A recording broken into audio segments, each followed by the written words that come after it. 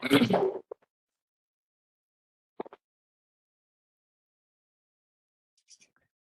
hello, and welcome to the first public listening session for the Advisory Committee on Data Centers here in Oregon. My name is Mike Jung. I am a co-chair for the committee.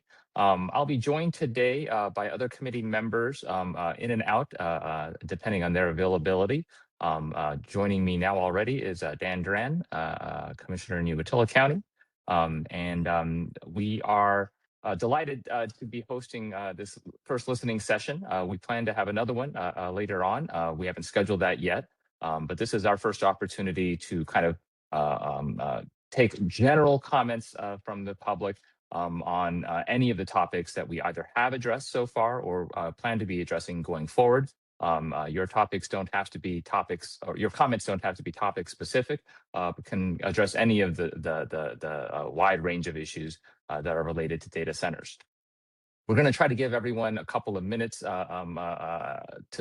say their piece, but we are going to be cognizant that there are a lot of folks who wish to comment, and we're going to try to make sure that everyone has that opportunity. So we're going to aim for 2 or 3 minutes per person to start with, and I'll do my best to kind of nudge folks to wrap up so that everyone has an opportunity to comment.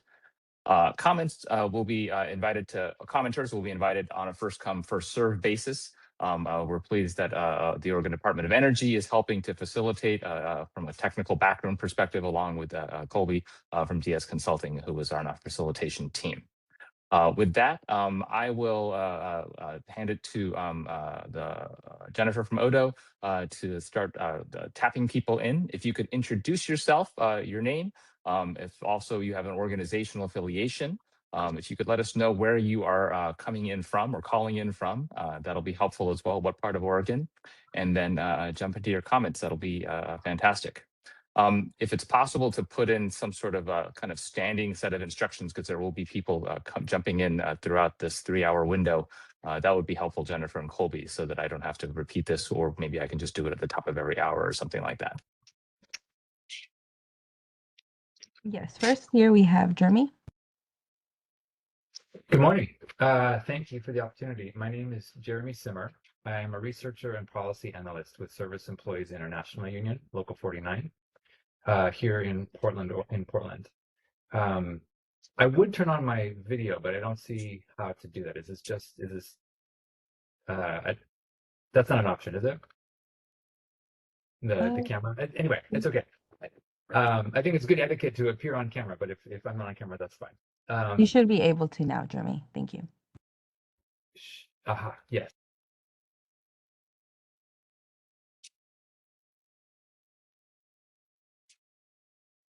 Hi, Jeremy. We see you now. 15,000 service workers in Oregon and Southwest Washington, including thousands of security officers and janitors throughout the region. This committee's first meeting on February 27th addressed economic development and workforce issues, including job creation associated with data center construction and with technical operations. I'm here today to raise a concern about another workforce within the industry, the private security officers who protect data centers. This is not a handful of people. Thousands work as security officers in Oregon data centers. Many private security employers pay low wages and few benefits, meaning poverty for Oregon workers and their families. But in addition to the human cost of poverty jobs, poor compensation also fosters high employee turnover. As much as 50% of security officers across the United States leave their jobs each year. High turnover combined with insufficient training can mean increased risk to data centers when trained, experienced, and trusted employees don't stick around. This makes data centers more susceptible to threats that could mean major social and economic disruptions. In addition, we believe that enterprise zones and the strategic investment program have allowed Silicon Valley giants to secure major tax breaks and to add to their billions of dollars in profits while creating poverty jobs for Oregon workers. That is not a sound investment. So we request that this committee address the linked issues of poverty jobs and insufficient training for security officers, high employee turnover, and the associated risks to critical infrastructure. And we request that the governor and legislature take action to solve these problems. Thank you. Thank you.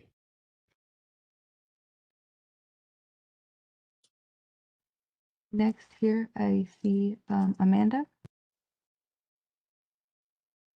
Hello. My name is Amanda Meeker, and I am calling in from the Dalles, Oregon, where I'm sure this committee knows there has been a lot of growth of data centers in the past 15, 20 years.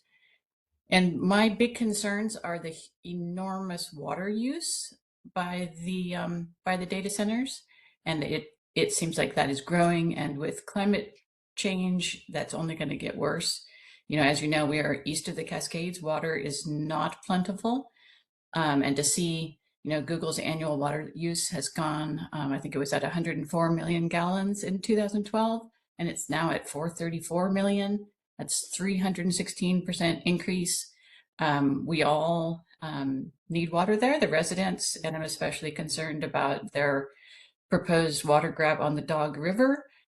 So I ask that this committee consider regulations to deal with the water use of the data centers. Thank you. Thank you, Amanda.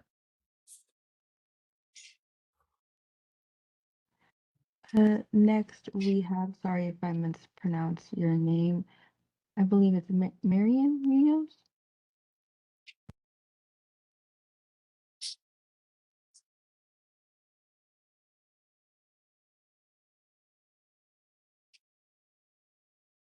Hello?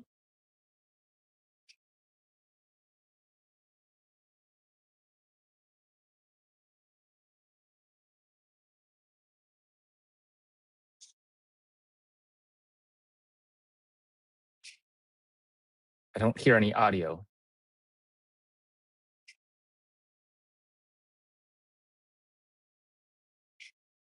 Jennifer Colby, can you confirm that we're still connected? Yes, we are. One moment here. Okay, thanks.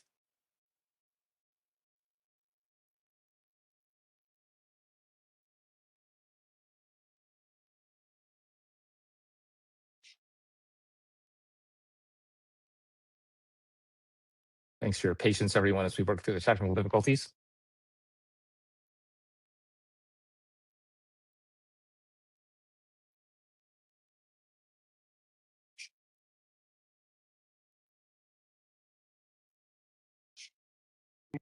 Can you try again, please? Yay, there we are. Yes, Thanks so hello. much.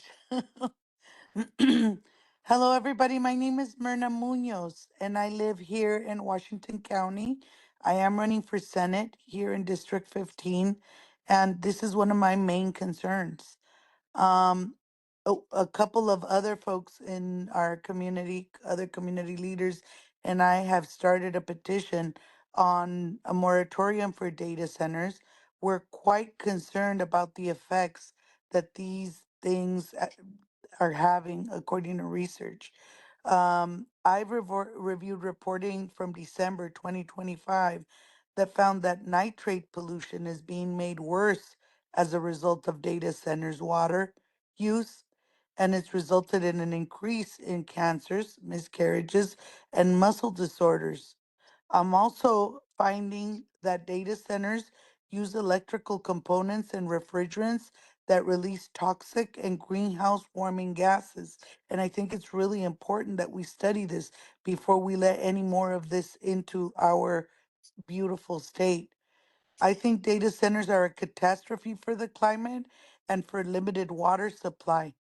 Electricity consumption from data centers is estimated to amount to around 415 terawatt hours, which is about 1.5% of global electricity consumption in 2024. That's a concern. I'm concerned that even when we have a public benefit approach where we tax the data centers, which we haven't been doing, and invested it into renewable and energy efficiency, it would not pencil out for the climate. And this doesn't even include unregulated toxic chemicals in the water and air. I'm wondering how we're running those numbers because I know that a small data center uses enough energy to power 800 to 4,000 homes. That's a lot, so a large one, according to the data that I've unpacked, would require 200 million to 1.2 billion in energy efficiency savings in order to make up for that energy. So I am really concerned about the energy results given our limited ability to produce energy. I understand that each data center in Oregon employs on average 2 to 6 people after the construction is over.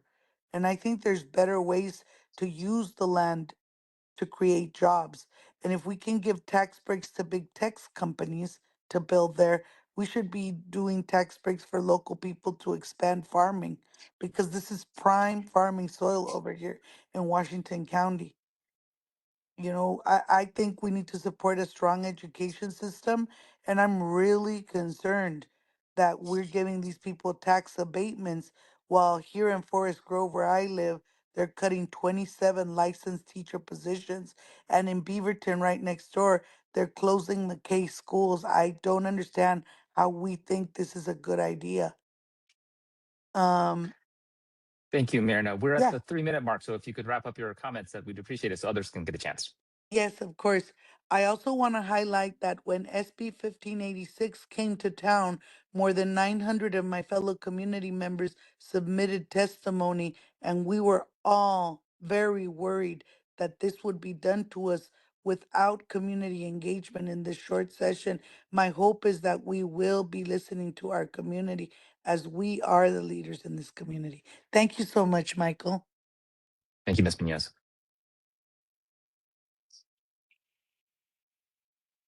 Next here we have Hannah.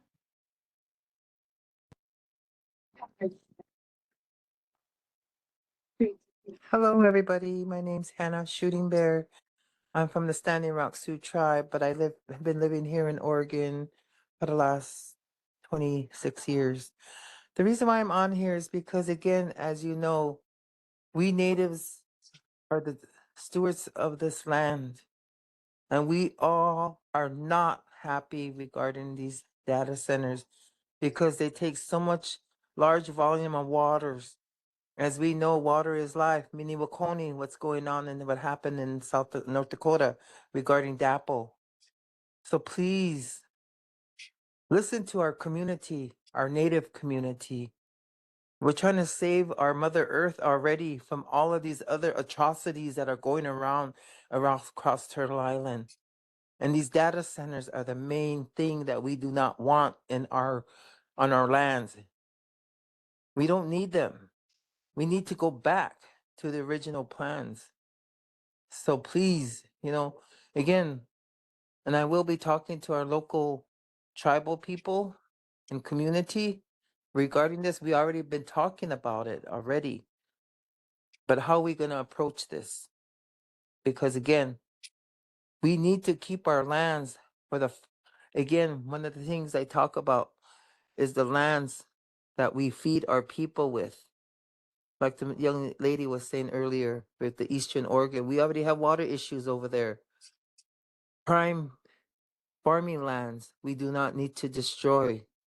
We need to improve on these lands, not destroy them, and also destroying the water at the same time.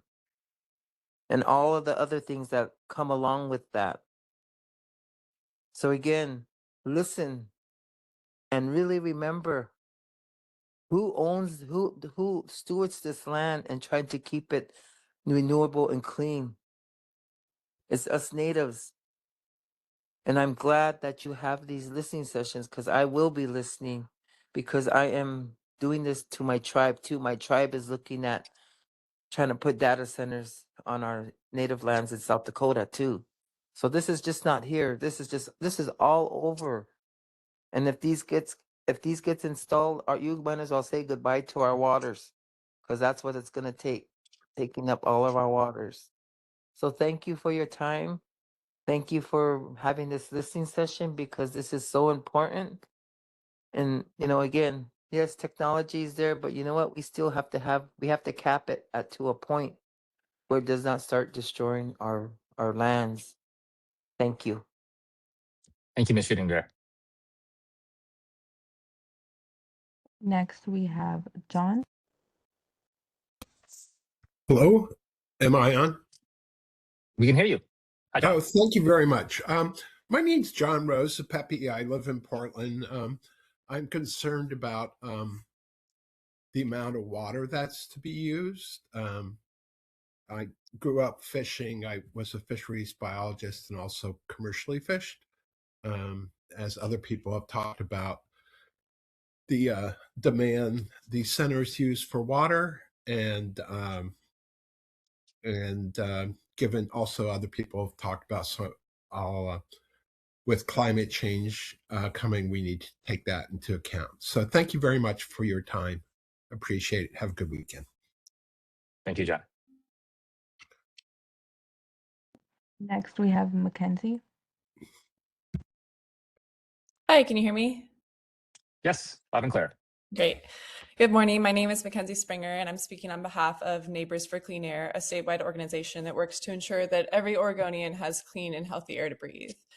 At NCA, we have a long history of working to reduce diesel pollution in Oregon. That includes advocating for cleaner trucks and equipment, pushing for stronger diesel emission standards, and working alongside frontline communities that have lived for decades with the health impacts of diesel exhaust. Through that work, we've consistently seen how diesel pollution accumulates quietly but powerfully in neighborhoods, driving higher rates of asthma, cardiovascular disease, lung cancer risk, and other long-term health burdens. And that's why we're especially concerned about what is emerging with data center development in Oregon. Data centers are often framed as clean, modern infrastructure, a part of a digital economy that feels disconnected from traditional industrial pollution. But that framing obscures a critical and often overlooked reality. Data centers often rely on large fleets of diesel backup generators. These generators are being permitted at significant scale across the state. In fact, Oregon already has roughly 6 gigawatts of permitted and proposed diesel generator capacity associated with data centers, an amount that's extraordinarily large and one that rivals major segments of our overall energy system. And these are not small or occasional use engines. They are large industrial diesel units that emit nitrogen oxides and fine particulate matter, pollutants with well-established and serious public health impacts. And while these generators are often described as backup systems, the reality is more complex. As highlighted in a recent report from the Better Data Center Project, these engines require regular testing and maintenance to ensure reliability. That means they're run on a recurring basis, not just during emergencies. In addition, these generators are designed to operate during grid stress events such as brownouts, blackouts, or other reliability challenges. As electricity demands rise and grid conditions become more strained, particularly during extreme weather events, these systems may be called upon more frequently. That means diesel emissions are not just a theoretical or rare occurrence. They are likely to coincide with the very moments when communities are already most vulnerable, including during heat waves. What is particularly concerning to us is that this advisory process does not appear to include a dedicated day or a focused session on air quality impacts. Air quality is not a secondary or peripheral issue in this context. It is one of the most immediate and localized impacts of data center development. Given Oregon's history with diesel pollution, we strongly urge this committee to elevate this issue in a more direct and intentional way. Specifically, we recommend establishing a dedicated agenda item or working group focused on air quality impacts. That work should include a clear accounting of cumulative diesel generator emissions, a review of current permitting practices, and stronger monitoring and reporting requirements. Thank you for your time and consideration. Thank you, Mackenzie. And I'll note we do have an email address to which a written comment can be submitted. So if you have a URL or a link to that report that you mentioned, that's a good place to submit that. Thank you. Okay, next we have Charlotte. Hi, can you hear me? Oh, yes. Great, wonderful, thank you. I'm an environmental epidemiologist. My name is Charlie Roscoe, and I work at OHSU in the Cancer Prevention and Control Research Group at the Knight Cancer Institute and the OHSU PSU School of Public Health. I have a joint appointment. So I'm not here representing them, I'm representing myself. But that's just to give some background. I really feel that the population level health impacts of these data centers is being hugely overlooked. So there is a lot of focus on water and the implied impacts on health, but there is a lot of focus on energy and maybe energy costs going up and the implied impacts on health. But there is no epidemiologist on this committee. There is no real serious, just health focused person who would be able to think about health impact assessment. It's really important that we think even more broadly. All of the points that have been raised on water and energy are very important. I'm especially pleased to hear about the diesel, the generators that was just brought up before me. But it's very important to think about land use change, to think about biodiversity loss, to think about climate degradation, and to think about the contamination of the air and the soil and the water.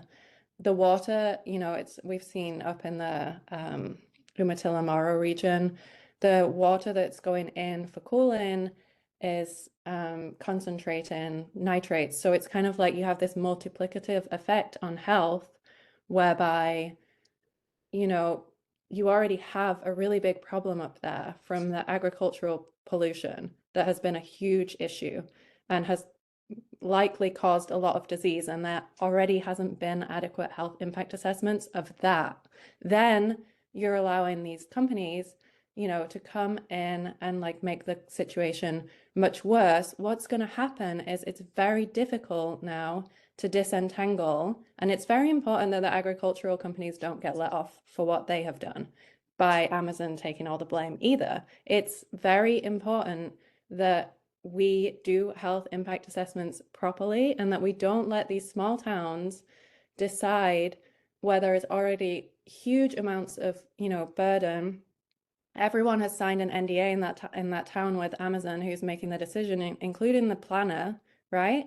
So it's not okay to let those people decide the health of Oregonians. And it is not only affecting the locals. Yes, the locals are going to have it worse. They're going to have noise that's not being brought up. They're going to have heat effects that's not being brought up. Everything is focused on water and energy, and there is more going on than that. There is PFAS maybe that is leaching. We don't know. This is not being monitored properly. If we don't monitor, we can't do the health impact assessments properly.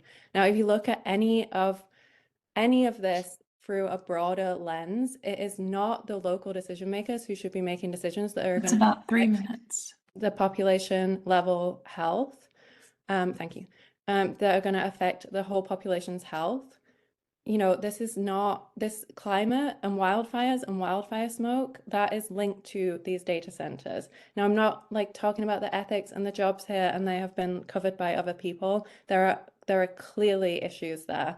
But what I'm talking about is that we are a state who are very at risk from climate change, and these data centers are increasing that risk. And if we do not measure properly, we should not just be waving our hands and saying this impacts health very broadly.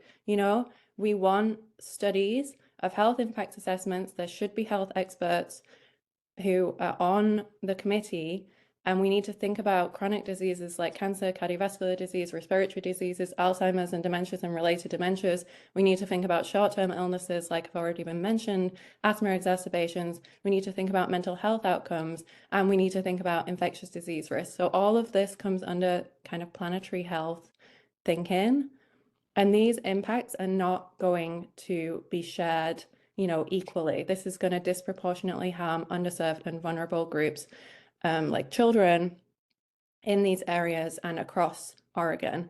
So we need to think about now, we need to think about future generations, we need to think about what our state is offering, and the access to affordable healthcare, which has already passed. We have that incredible bill. We've been a leader. We really need to make sure that this is not in conflict with that, because disease prevention is part of that affordable healthcare. So we need to make sure that we are sticking with what our state has promised its constituents. Okay, I'm done. Thank you very much for listening. Thank you, Francesca. Next, we have Stacy.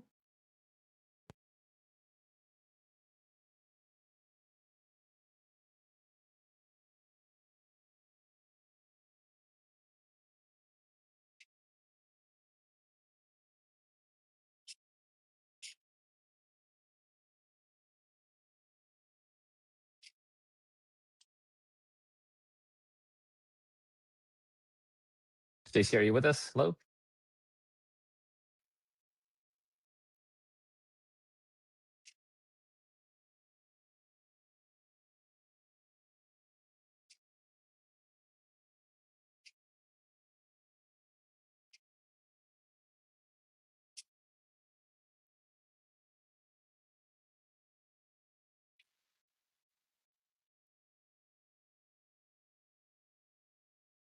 Stacy says she's not able to unmute. Maybe we'll Can you give try Stacy again? another Hello, moment and can move. you hear me? Yes, thank you. Yes. Hi, Stacy. Thank you for your patience. Hi, I'm Stacy Hibbard. I am speaking on behalf of the Laborers Union, who is affiliated with the Oregon State Building Trades. Just wanted to note that we are in favor of the development of data center projects. They have had a positive impact on our members across the state of Oregon. These projects can be significant sustained work opportunities in areas that often lack development and infrastructure work, especially in more rural parts of the state. Apprentices from our state registered training program have worked on these projects, and additionally, it helps build a skilled and trained workforce for the future. Thank you. Thank you, Mr. Bird.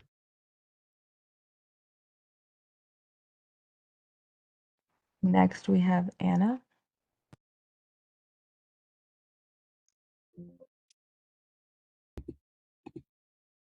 Okay. Hi, can you hear me? Hi, Anna.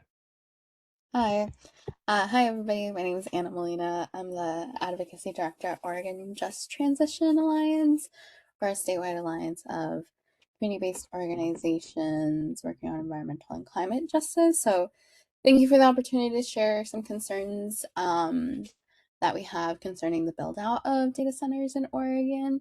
As we're seeing the rise of data center expansion across the US, and with Oregon now being one of the fastest growing industries markets for data centers in the country. So hopefully you take some of these concerns into mind as you are moving forward work on this committee, since data centers will impact so many facets of our lives, such as health, water, land, and jobs, like many people have listed. Again, big tech's data centers contribute to immense public health impacts, including cancer and asthma. And by 2030, air pollution from data centers alone could cause an additional 600,000 asthma cases annually in the US and an estimated 1,300 premature deaths. Data centers create pollution on site by burning diesel fuel for backup power, and rely on dirty energy sources for consistent power, including oil, gas, and coal, which releases greenhouse gases and pollutants. And these health impacts are not borne equally. Polluting power plants are often most located near poor, working class, Black and Brown communities. And then a single data center can use up to 5 million gallons of potable water each day, which is equivalent to the daily use of like a 50,000 person town. And big tech and other companies are intentionally building dozens of data centers in some of the world's driest regions. Since data centers need inland areas with low humidity and cheap electricity, this expansion threatens already limited water supplies that residents rely on, such as in Morrow County, that it's in the midst of a water emergency after extremely high levels of nitrates were found in their residents' well water. Data centers release high volumes of wastewater, which some experts argue is further exacerbating the county's water crisis. And data centers, again, need an inordinate amount of land for their footprint and the power lines to connect them to power sources. For example, planned data center complex in Buckeye, Arizona will be the size of 1,600 football fields. And in urban areas, the data center land grab threatens to make already scarce housing more expensive. And in rural areas, it is displacing farmland. So, and again, many of these minerals and rare elements needed to power the AI boom, like uranium and lithium, are mined on native lands at a great cost to indigenous communities and often without permission from tribal leadership.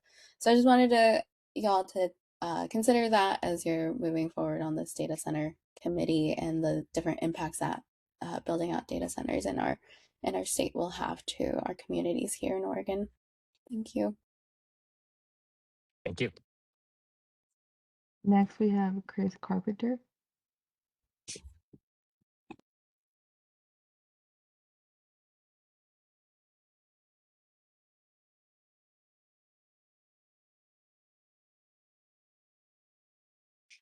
Are you there, Mr. You can- Carpenter?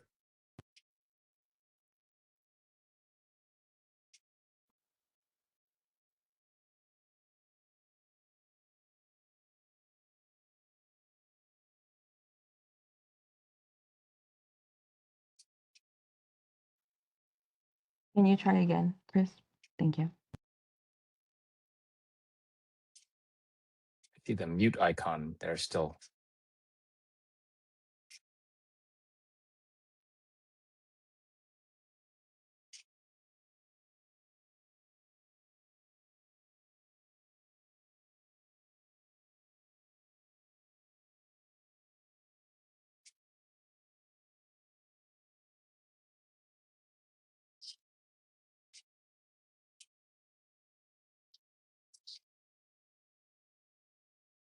We will circle back with Chris. Next, we have Joe Bond.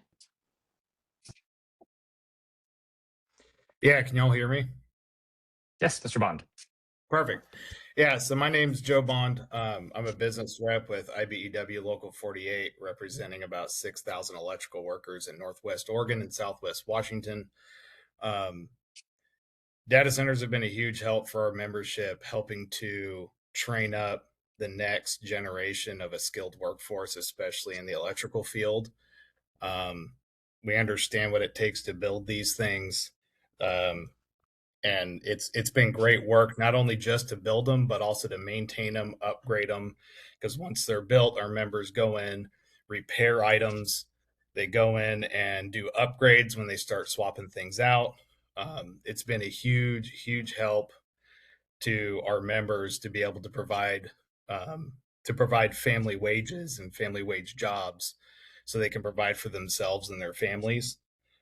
So we hope that there's some sense in any decisions that come out of this, because our members rely on work in order to keep working. They're not office workers. They're out there in the field working with their hands, and these have been a huge help to them to be able to do that and provide for themselves. Because it takes a lot of technical skill in order to build these things, to maintain them, and you got to have that high skilled workforce in order to do it. And even with that, training up this next generation by them working in building and maintaining these data centers, they can help get that workforce that's needed to help bring future projects as far as clean energy and everything else. So, but yeah, that's mostly what I got. We are all for these. They help out the community, especially with these members, and getting them where they need to be in order to live where they work. Thank you. Thank you, Mr. Bond. Okay. Next, we have Jan Mason. Hi, can you hear me? Yes. Oh, great. Hi, my name is Jen Mason. I'm calling in from Portland, Oregon. I'm currently serving on Oregon's Racial Justice Council, and I'm outgoing co-chair of the Economic Opportunity Committee, and I also serve as the president of the Philippine American Chamber of Commerce of Oregon. And I'm here offering my personal comments. I understand the concerns about data centers. Questions about energy, water, land impacts, and community benefits are fair. They should be taken seriously, but serious review cannot turn into a pattern of reflexive resistance every time a major investment is proposed.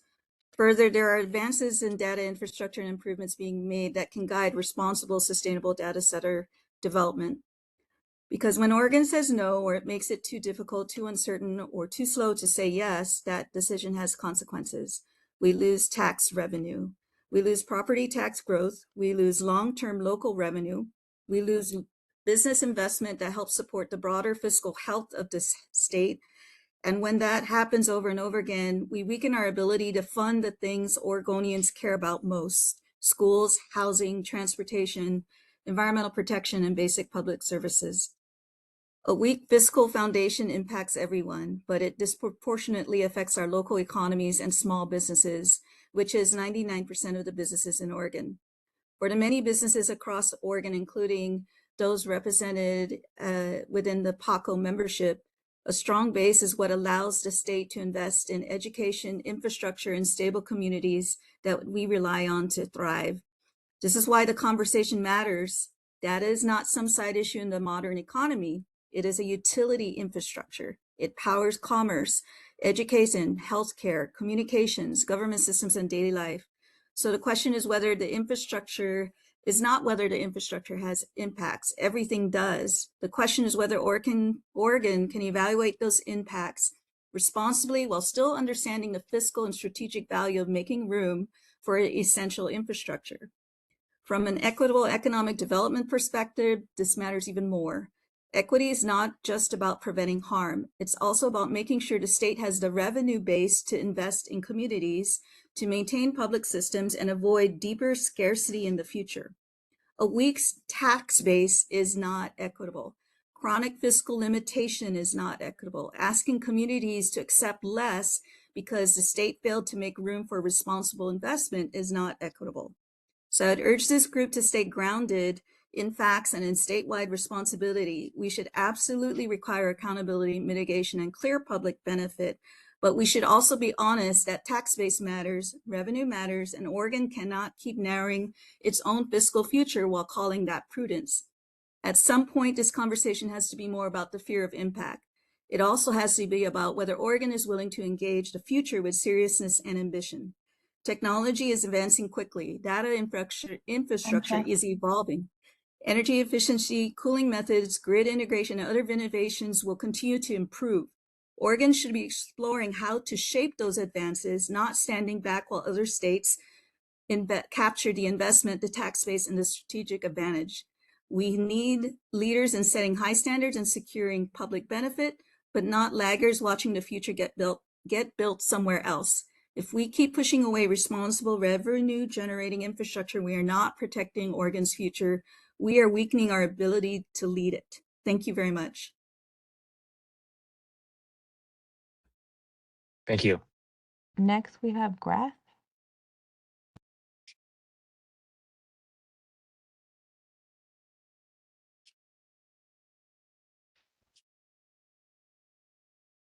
Oh, can you hear me? Yes. Hi, yes. Hi, my name is Garth Bachman, and I'm the Business Manager, Financial Secretary of the International Brotherhood of Electrical Workers, Local 48 here in Portland, Oregon. As Joe Bond mentioned, we represent nearly 6,000 electrical workers in our geographical jurisdiction, which covers Clatsop, Clackamas, Columbia, Hood River, Multnomah, Tillamook, Wasco, Washington, Sherman, the north part of Yamhill counties, and in the state of Washington and Southwest Washington, we also cover Clark County, Cowlitz County, Klickitat, and Skamania, and Waukegan.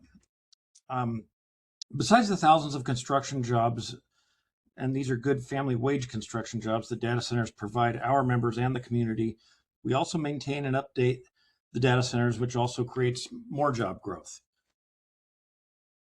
A data center normally will take around 400 electricians to build and can last a matter of 2 to 3 years on many of these projects, which is a phenomenal tax revenue for the state of Oregon. Besides these well-paying jobs, data centers are used in every type of business that there is, as well as every household in the United States. Cell phones, email, online banking, automatic bill pay, ATMs, television, the internet. In fact, this virtual meeting that we are in right now requires the use of data centers. We're using a data center right now as we speak. Data centers are the backbone of the digital world. Civilization has come to rely on the use of data centers, and we must continue to build these facilities if we are going to have any relevancy in the modern world. Many people say that data centers do not employ many people once the construction is finished, but in looking at the overall big picture, data centers have a hand in the employment of everyone in some way, shape, or form. Yes, there are power consumption issues, but honestly, we as a society are standing in our own way of solving these problems. With a balanced approach, we can resolve any of the power or environmental issues that we have, whether it be instituting closed loop cooling systems at data centers, self-generating data centers that could involve the use of solar, wind, battery storage, natural gas, hydrogen, or even nuclear are all now safer means of power generation than in years past. We cannot be left behind. We must continue to grow, and I do believe that data centers are an absolute must in our society, not to mention the good jobs that they provide. Thank you. Thank you, Mr. Buckman. Next, we have Jeff Grant.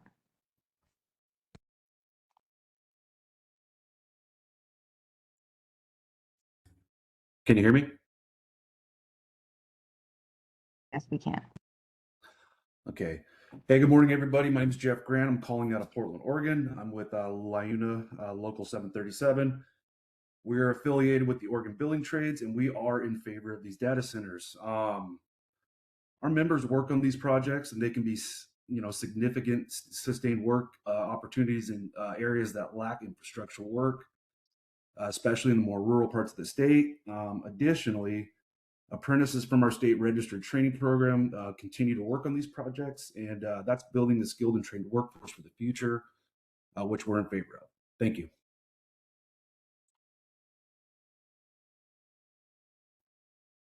Next, we have Aldia. Hi, can you hear me? Yes, we Yes, can. yes, we can hear you loud and clear. Okay, thank you. My name is Alida Cantor. I'm an associate professor of geography in the School of Earth, Environment, and Society at Portland State University, and I do research on water governance and the water energy nexus from a social science perspective. As many folks have articulated already, I am also concerned about water use and the impact on water from data centers, including around quality and quantity. I'm particularly concerned also about the lack of transparency around water use. It's really difficult to get information about the water use by data centers and the impacts of that water use. And so this information is often considered proprietary, which makes it difficult to understand the full scope of the water impacts. I'm also concerned about the growth of data centers, that it's causing us to backslide on the progress we've already made on climate change and decarbonization.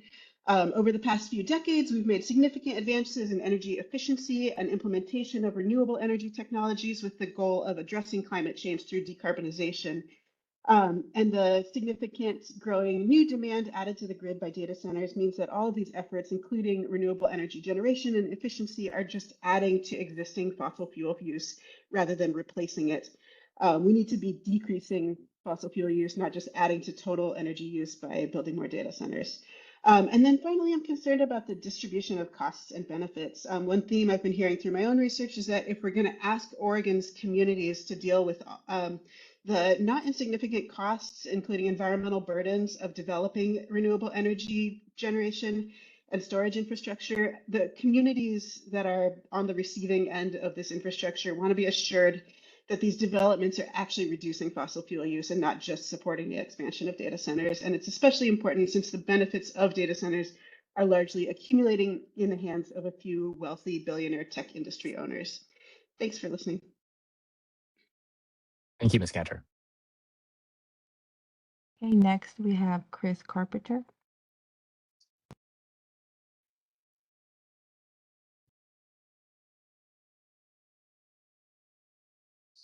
Hello, Mr. Carpenter, are you there?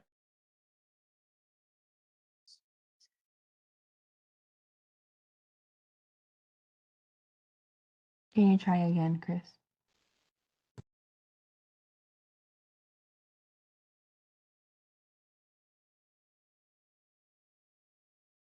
I'm still not hearing anything, but Chris, I would note that there's also a phone number that you can call into, and so maybe that might be an alternative if we're not able to make the digital connection here work.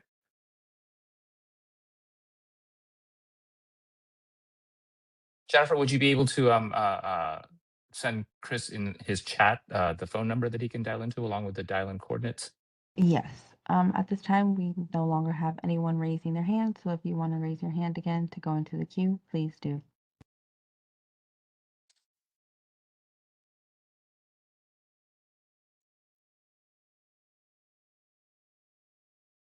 See a couple of new hands up. Yes, we have Rachel. Hi, good morning. Can you hear me? Yes, loud and clear. Okay, thank you. Apologies, I didn't know I needed to raise my hand, so thank you. My name is Rachel Wiggins Emery, and I'm testifying on behalf of the Technology Association of Oregon, which is the force behind the regional tech industry, working with over 500 tech and tech-enabled companies throughout the state, ranging in size from one-person startups to some of the largest tech companies in the world. American homes average 21 connected devices. Each connection to the internet is powered by a data center. The emails we send on a daily basis, somebody's point, this meeting we're in right now, using our credit card at the store, requires interactions with the data center. Additionally, hospitals, public bodies, and schools all rely on their connections to the internet in order to function. Data centers help them do that. This committee has heard the benefits that data centers can provide for job creation and economic development in the state, whether it's trade, construction jobs, or tech positions that bolster local economy. Data centers can bring a number of positives. We haven't heard as much about why data centers are so necessary for our economy. Our legislature has a state interest in growing business in our tax base, and data centers continue to be a way that can accomplish these goals. Additionally, the construction of data center campuses support thousands of skilled trades, engineering, and supply chain jobs. Once operational, facilities can create permanent technical and operational roles with multiplier effects throughout local economies. As an association advocating for positive technological advancements to benefit our communities, we remain encouraged by data center investment in Oregon. We've also seen data center operators push our clean energy goals forward. They're investing in clean energy development, improving local water systems, and bolstering communities across the state. They're pioneering next generation energy solutions, including advanced nuclear, utility scale battery storage, and microgrids that modernize grid infrastructure and benefit surrounding communities. Leading operators are also committed to becoming water positive, returning more water to communities than they use through recycled water sourcing, rainwater harvesting, on-site treatment, and watershed replenishment projects. The world is only going to continue to be more connected, and the tech sector is ready to partner with this work group and the legislature to bolster our connectivity and economies. Thank you for the opportunity to weigh in. Thank you. Thank you. Next, we have Jody. Hi, I'm Jody Weiser. I live in unincorporated Washington County, and I work with Tax Fairness Oregon. And I want to talk about the fact that we just keep giving various kinds of tax breaks to data centers, and we're doing so unnecessarily. In 2025, we did the Power Act to try to deal with energy costs. In 2026, the governor's bill made it so urban data centers can only have a 3-year tax break, and we placed a moratorium on data centers in urban areas. But in 2027, we need to look at other kinds of solutions. I think we should end all 3 property tax breaks so that any place in the state, you don't get a property tax break. We should fix the taxation of global income for data center owners who use tax havens a lot, but also for all the other businesses that do so. We should stop having the public pay for the infrastructure costs of data centers. In Hillsborough, the data centers are being built in a urban renewal district, and they can bond up to $289 million. That means that for decades, once those data centers start paying taxes, their taxes won't go to schools, counties, cities, parks, and library. They will go to pay for the infrastructure they needed.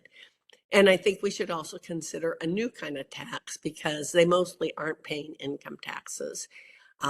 Some countries and states are looking at a tax on their energy and water use, or just one of those. So those are the kind of solutions that I think we should be looking at. It's important that we really think about what we're doing. We have 4 kinds of tax breaks. We don't have a sales tax. We have no sales tax on anything. Other states are giving exemptions, partial exemptions on sales taxes. We have property tax breaks that range from 5 to 15 years. We have the infrastructure paid for by the public, and we have the income tax breaks. 39 states have tax breaks that were written specifically for data centers. In Oregon, they're using the tax breaks that were written for any kind of business rather than ones that were designed for data centers. For instance, on the sales tax break, Amazon says they've spent $3.9 billion in Eastern Oregon. Well, if we had the average sales tax in this country, that means they saved $3 billion right there. And if we gave them a break on their equipment, maybe they've saved, $2 billion, but they would have on other things. We are one of only 5 states with 100% sales tax breaks, and ours is on goods, and that means that no tax on goods or services. That's really significant. We also have the 3 property tax breaks. Those went up in 1 year from $330 million of sales property tax breaks across the state to over $450 million. 90 million of that is in Hillsborough, 360 million are in the rest of the state. And of that, 150 is impacting K-12 education across the whole state, not just where those data centers are. So how do we compare to our neighbors? I'm sorry, Ms. Weiser. I think that was Colby earlier, just mentioning that you were at the 3-minute mark, if I remember correctly. Okay, I would be happy to talk more with you about the tax issues that we need to address. Thank you for the listening session. Thank you. Next, we have Diana.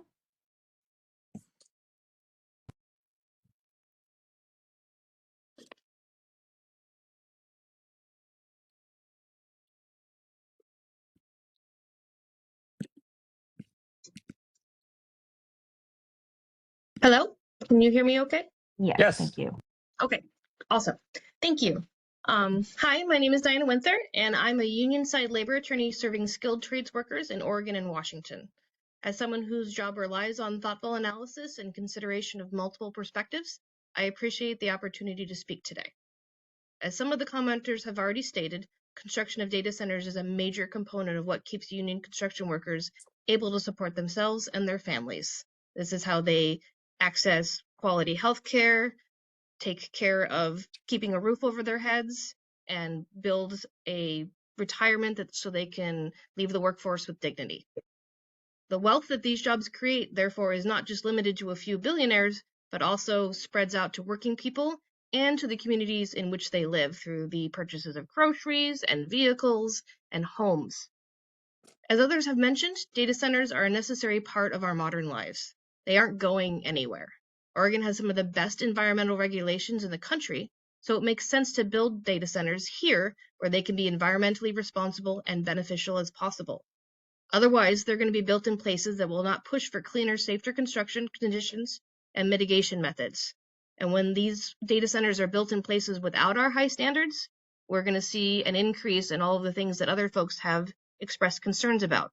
If it is here, we can have a say in how it's done, how it's built, how the water operates for its uses, how the power is generated through other methods such as wind, solar, battery storage, etc. If we don't do it here where we can control it, it's going to go somewhere else. And all of these concerns that folks have are going to harm other people, and they're going to do a significant more damage than they would be if it was here where we can benefit from it and where we can make sure it's done properly. Thank you for your time. Thank you. Okay, next we have Chris Carpenter. He called in, but he should be able to unmute himself now by pressing star. Can you hear me now? Yes, third try's the charm.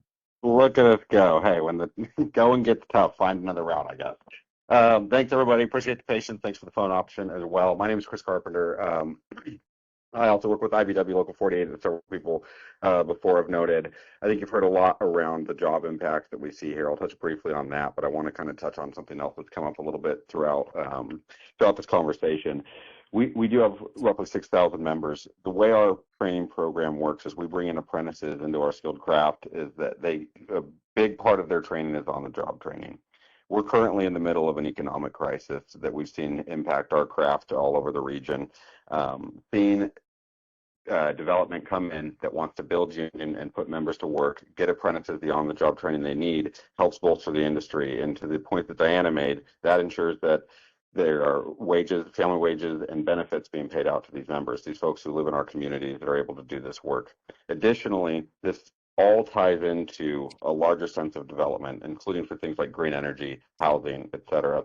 We've seen in certain areas over in Eastern Oregon or other places around the state where we would have a relatively small number of union electricians. When they started being able to work on the data centers, because they come in, they build with union electricians, that those numbers grew from, in some cases, what we've heard is from around 40 up to closer to 500 people in an area. Those members now that have gone and trained we're able to work on things like solar and wind projects out there or residential projects out there. It's really how the industry is built and developed, and you have to have a functional economy to do it. All these things tie together symbiotically. So looking at this, it's the importance of the job on the data centers themselves, but it's also the impact that it has for the economic for the economy of the region as a whole. And these opportunities are huge for our membership and I think for our communities. Thank you. Thank you. Thank you. Next, we have Alan.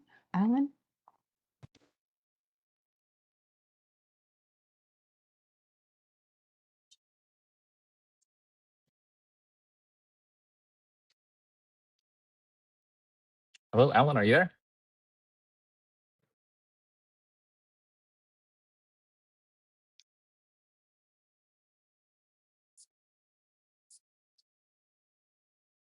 Still not hearing you, Alan.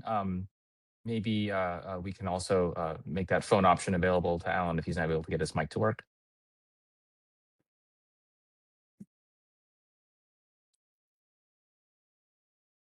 Can you try again, Alan, please?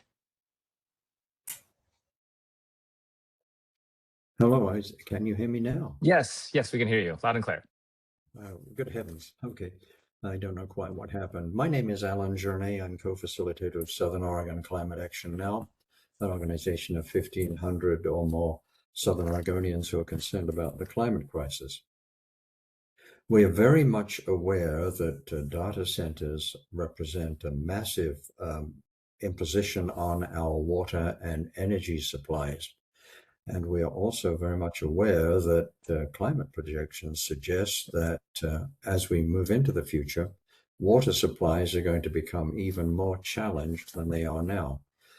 We are aware that several states, notably Maine, which has already decided to impose a moratorium, several states are considering imposing a moratorium on data centers until the energy and water problems have been resolved. And we are going to suggest that that Oregon consider doing exactly the same thing. We understand data centers are important, but we also understand that the ongoing employment that is offered in data centers is very limited, even though there is clearly construction employment that's very short term.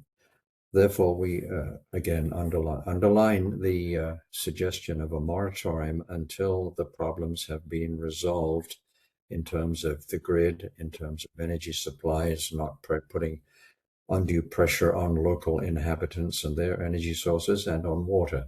And I also would note, as Jody Weiser pointed out a few moments ago, the concept of giving huge tax breaks to data centers to move into the state seems absolutely berserk, given the very tight financial situation in which Oregon currently finds itself for various reasons.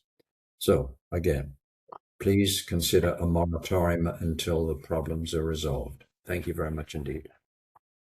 Thank you, Alan. Next, we have Lynn.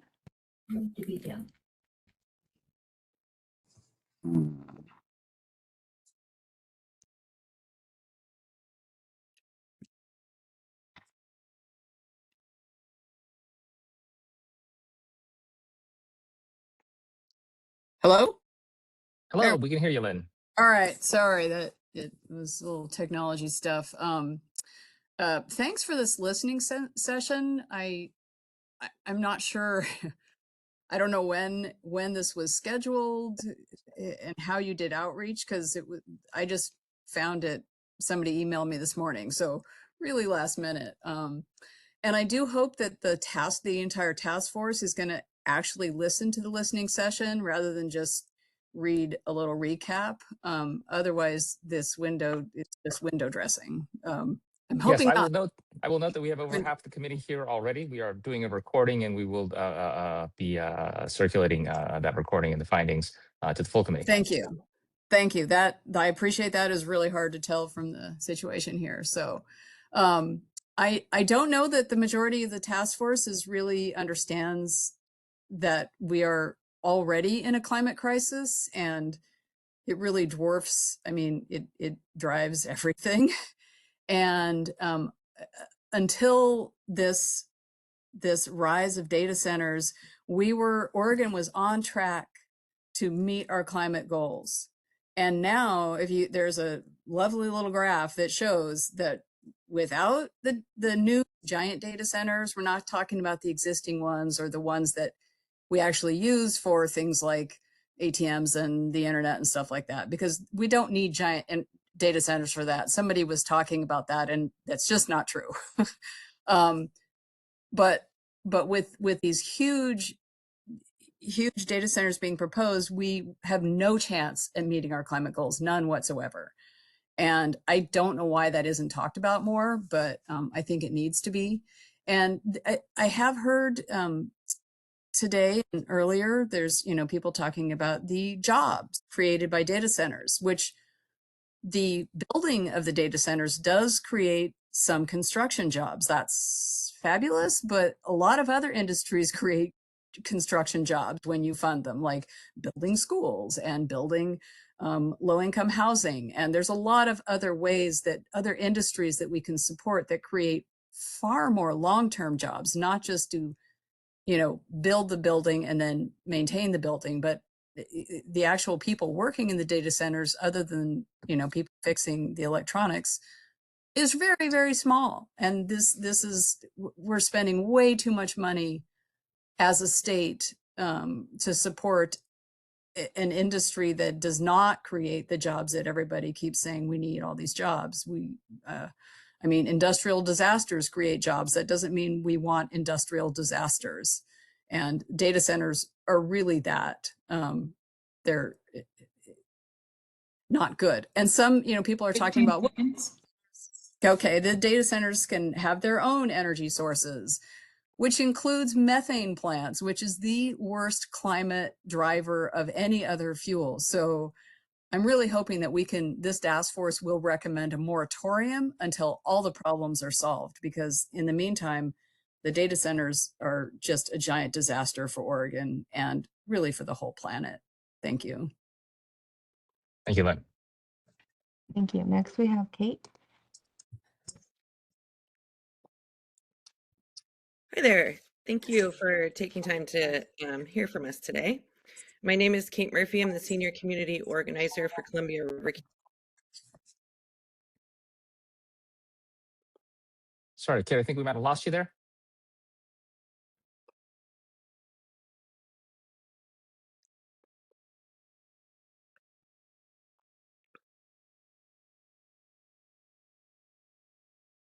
I think we might have lost Kate. Maybe we'll loop her back in when she rejoins.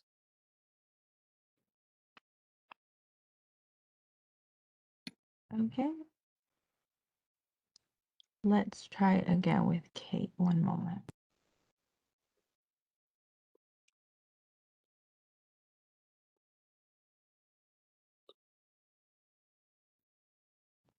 You should be able to unmute now, Kate. Can you hear me now? Yes. We heard you say that you were with Columbia River Keepers, I believe is mid-sentence or Yeah. mid-word is where we heard you. Thank you. So Kate Murphy, I'm the Senior Community Organizer with Columbia River Keeper, and we have over 16,000 members.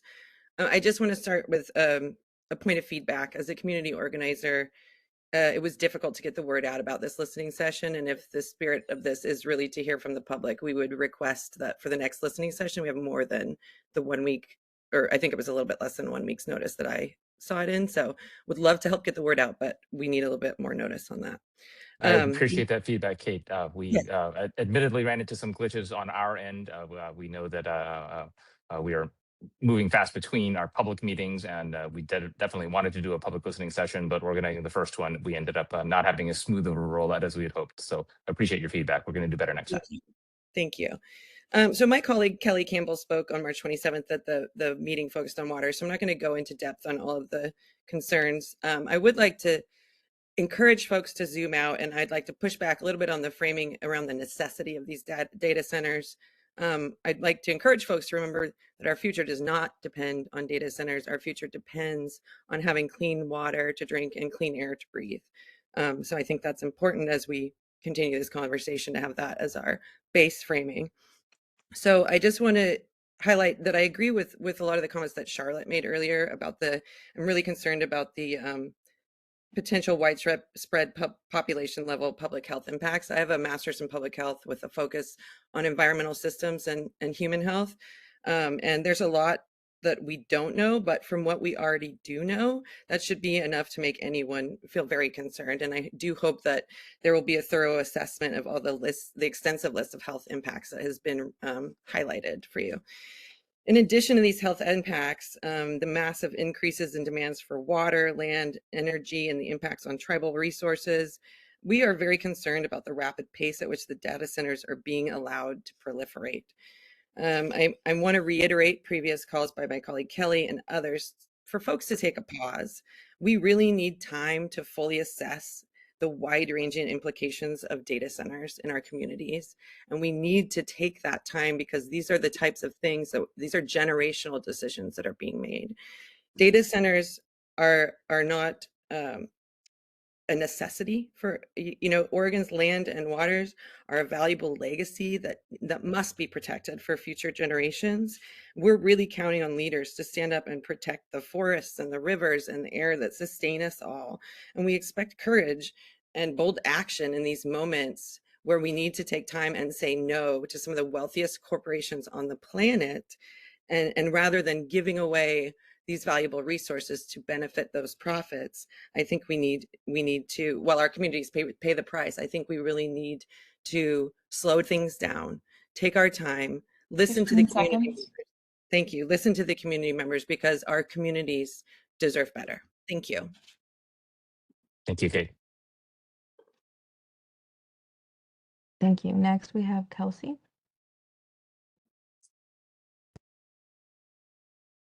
Hi, can you hear me? Yes, loud and clear. Hi, my name is Kelsey Shaw Nakama, and I'm the Riverkeeper and Policy and Advocacy Director at Tualatin Riverkeepers. We are dedicated to advocating for water quality, ecosystem sustainability, and the overall health of the Tualatin River watershed. In our watershed lives the city of Hillsborough, which has nearly 30 individual data centers that have been constructed since 2010, with more in the permitting pipeline. There are also a few others in our watershed outside of the city of Hillsborough. That's the hotspot. I am commenting today to urge the committee to look beyond just the data center's water consumption and output when considering the impact of this industry.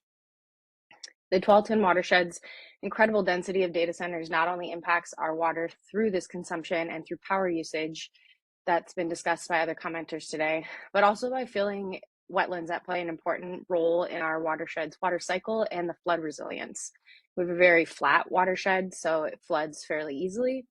And the removal of these areas for surface water to accumulate and drain into the groundwater is very harmful.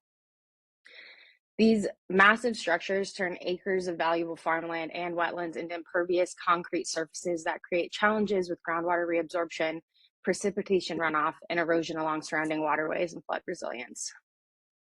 The new road infrastructure needed to support these industrial sites contributes to increased amounts of toxins like 6-ppdq in runoff, and ultimately which ultimately ends up in our tributaries in our river.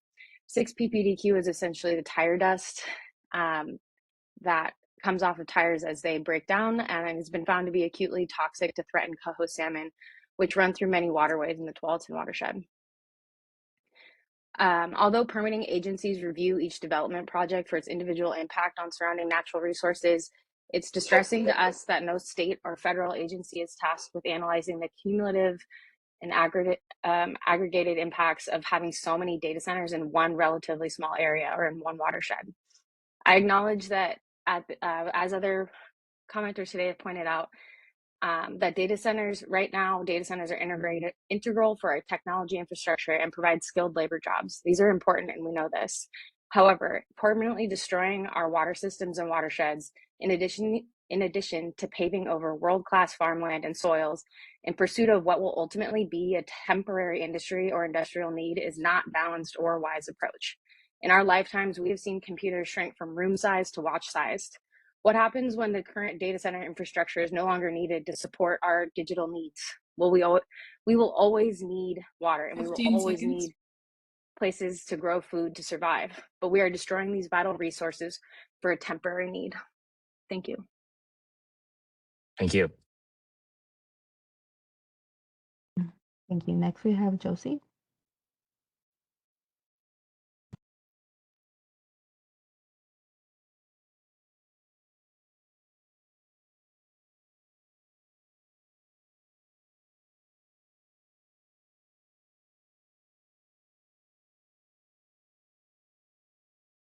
Hello, Josie.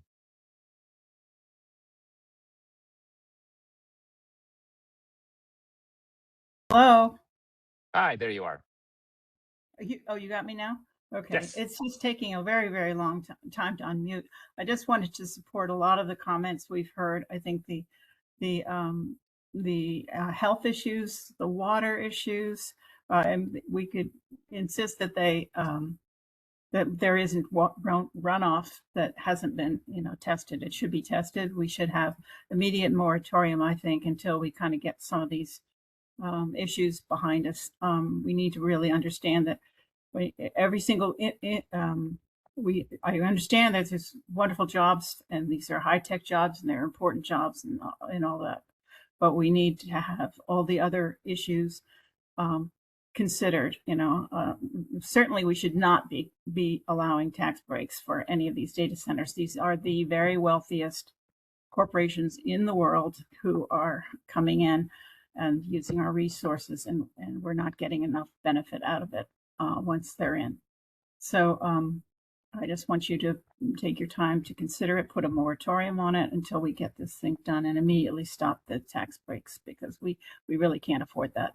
And they certainly don't need it, because they're going to put them in whether we give them money or not, because we have a lot of advantages here, as mentioned before.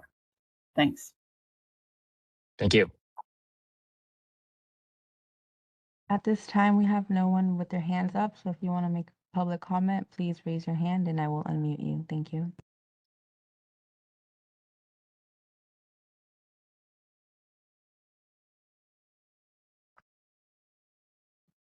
Next, we have Michael.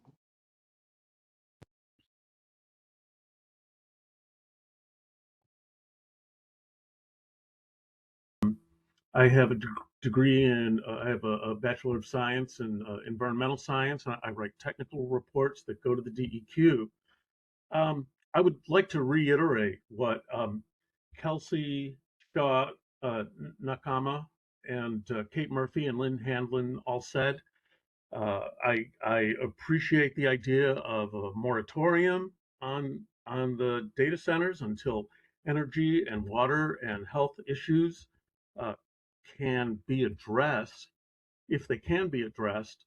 I just found out about this session this morning, so I don't really have any great statements or have anything prepared, but I just want to ask a simple question here.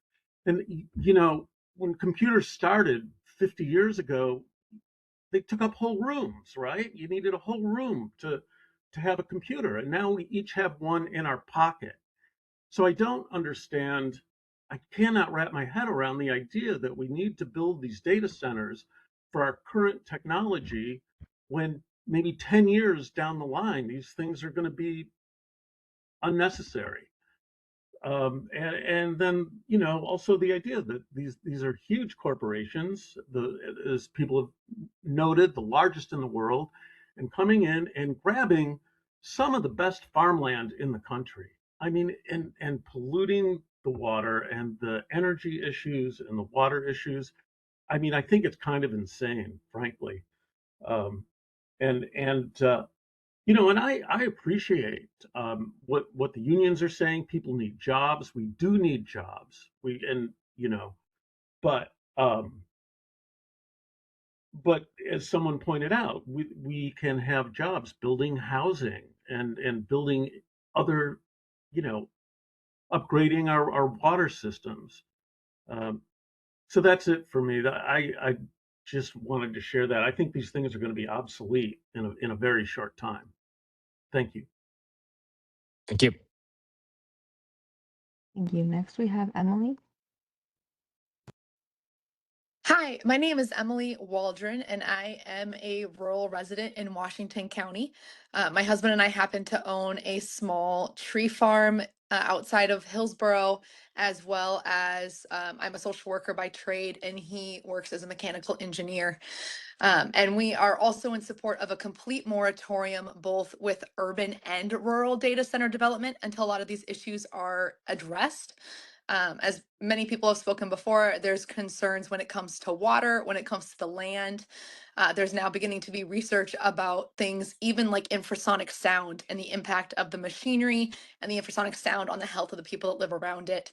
I want to address and ask for proof from people saying that data centers bring all of these jobs and wealth, because all of the research that is available currently, both imperial evidence as well as just people speaking about their own experiences across the country, shows that data centers aren't actually bringing that much wealth. Our schools are severely underfunded because data centers are qualifying for these property tax breaks, and children like my own are suffering because we don't have the support in schools, because we're not making these corporations pay their fair share. They're also not providing good long-term employment. There was a study that came out from Good Jobs that shows that the development of a single permanent data center job takes about $16 million of community infrastructure investment to make that one job. We could invest in a multitude of other industries that don't impact our communities to such a severe degree, but give us just as many jobs, if not more, likely more, because they only hire a few people. And it wouldn't have all of these negative community impacts. So anytime that people are bringing up jobs and wealth, who is getting the money? Where's the money going? The people who own a lot of the data centers here in Hillsborough and are making money on them, they don't live here. They're not spending that money in my community. They're not going to the restaurants in my town to support these local businesses. And instead, those businesses suffer because the local people are losing their jobs and the money isn't kept here. The jobs being provided by the data center historically are lower paying jobs. It's for people doing things like security or janitorial services or what have you, which those jobs are important, but they're not a way to build a community infrastructure that gives prosperity for all of us. So I just ask that you all really look at anyone claiming that there's going to be so much prosperity and so much wealth in our community with a very critical lens, and ask them to prove 15 where seconds. that wealth is going and where that wealth is going to be. Because as far as I can tell and all the research out there, those claims don't line up with reality. Thank you. Thank you. Next, we have Irenda Griego.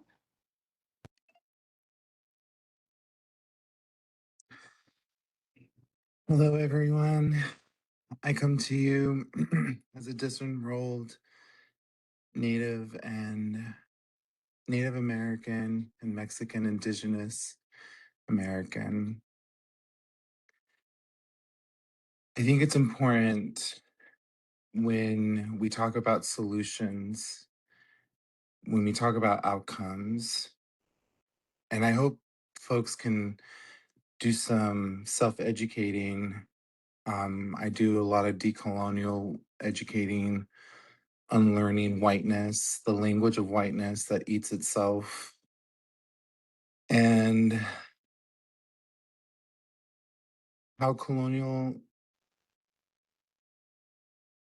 imperialism, empire takes away our creative imagination from having real collaborative communication on outcomes. And it does not take away centering away from white people or other communities when we center Native scholars, scientists who have been learning the linear ways of colonizers, the empirical systems, the master slave systems of these AI centers. These outdated technologies need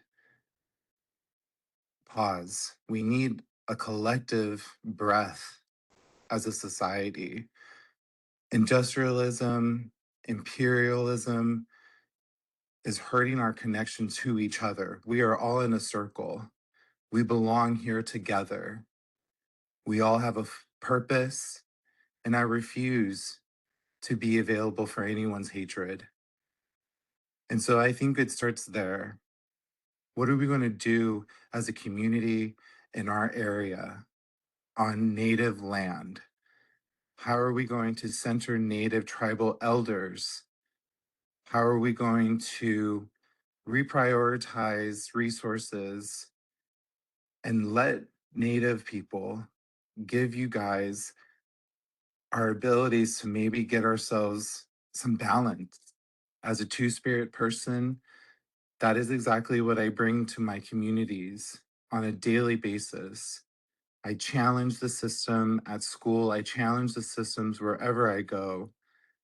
And I urge everyone listening to this call, continue to challenge, but center Black and Brown people. 15 seconds.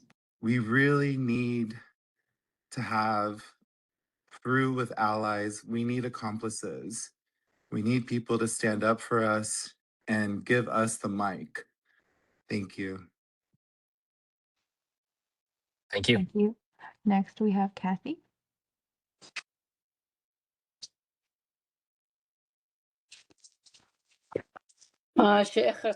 Good day.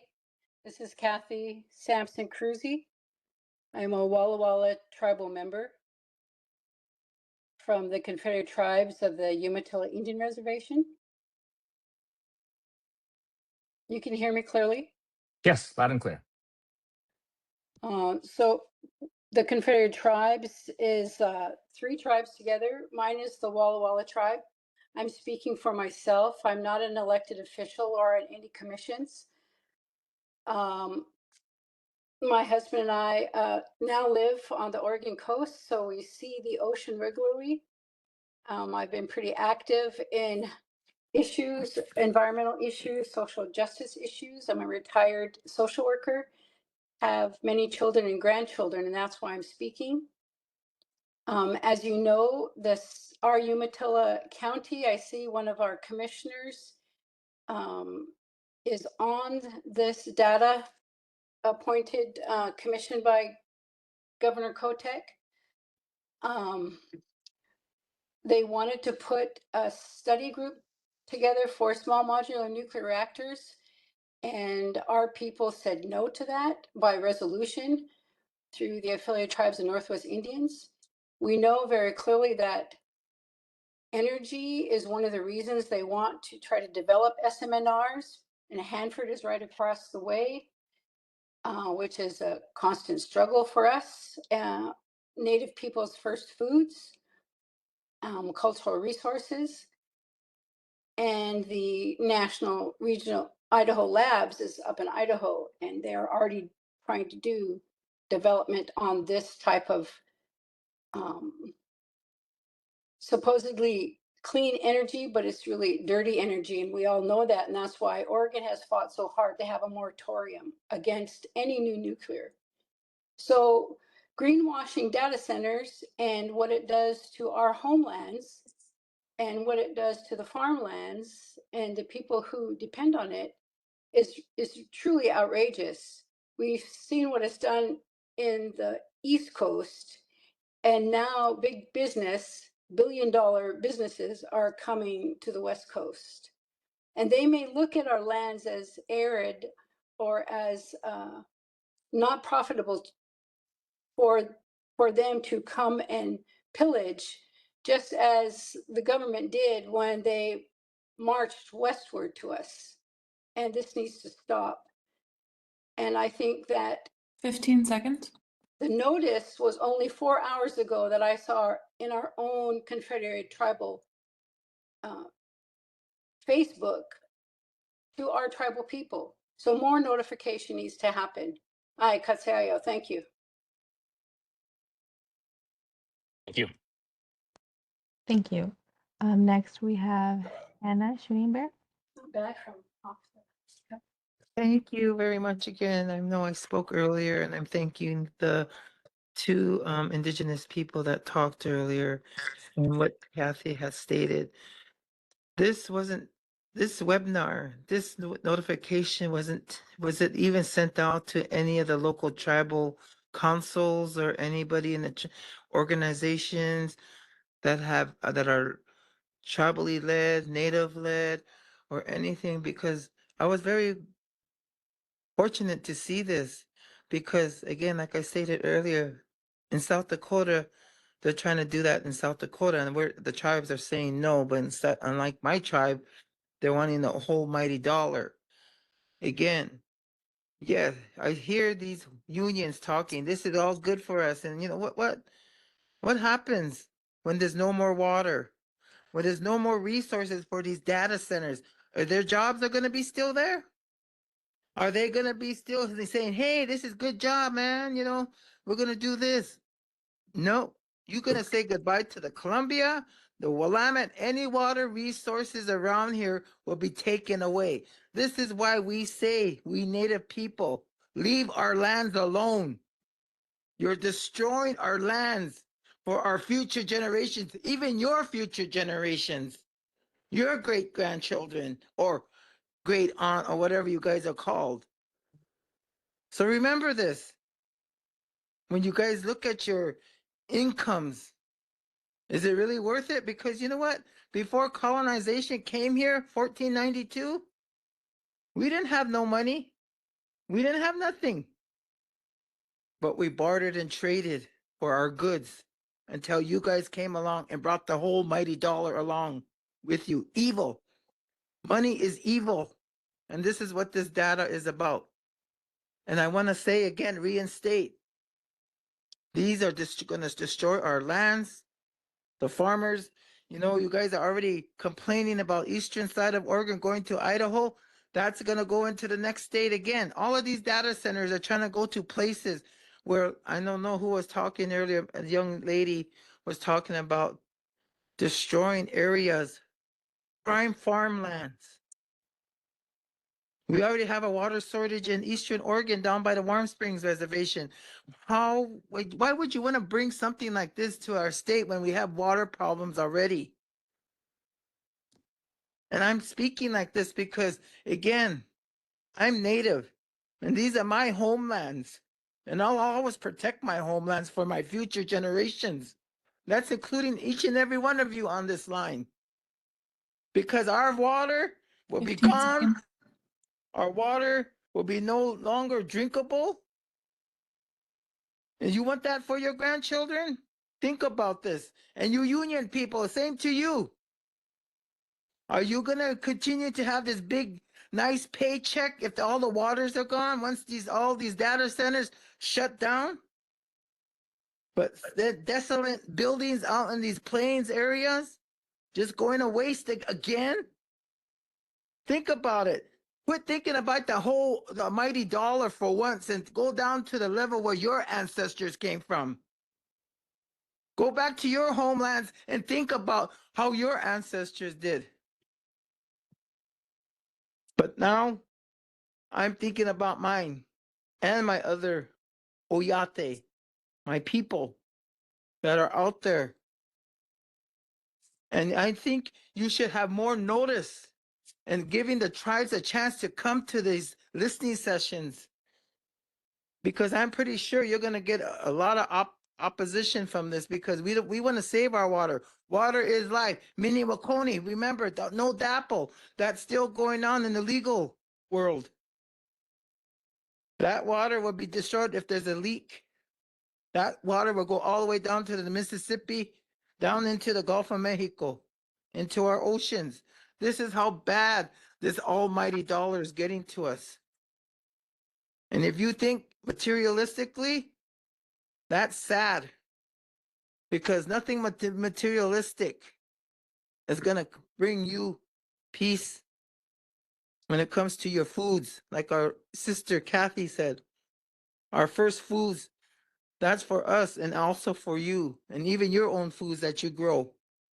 But thank you for this time, and thank you for listening. Thank you, Ms. Shooting Bear, and apologies again for the glitch in our notification procedures. I will note that we have reached out to the leadership of the various tribes in Oregon, and communication at that level is established. So we will do a better job with notifications going forward. Appreciate your patience. Thank you. At this time, we have no one with their hands raised. If you want to make a public comment, please select the hand icon and I will unmute you. Thank you.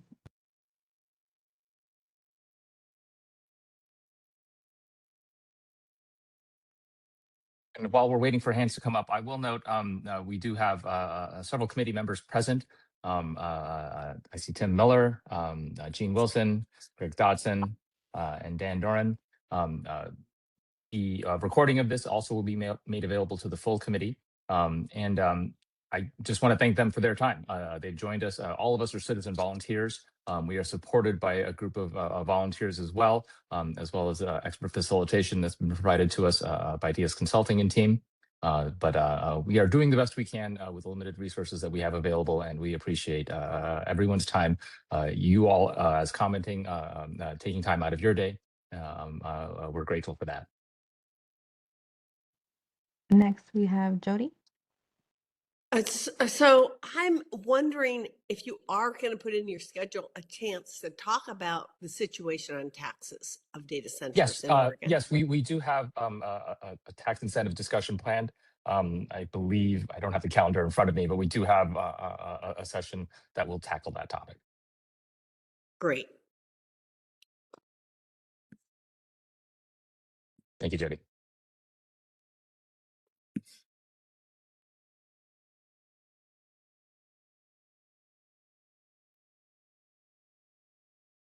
We'll put into the chat a link to our website that the Department of Energy has stood up so that we can. Oh, here it is. It's already been put up by Colby. That's Jody, you'll be able to see it there. Our planned agenda. Lynn, in response to your question there, a session on climate impacts. Primarily, the climate impacts are driven by energy choices, and we do have our next meeting will be addressing energy as a topic.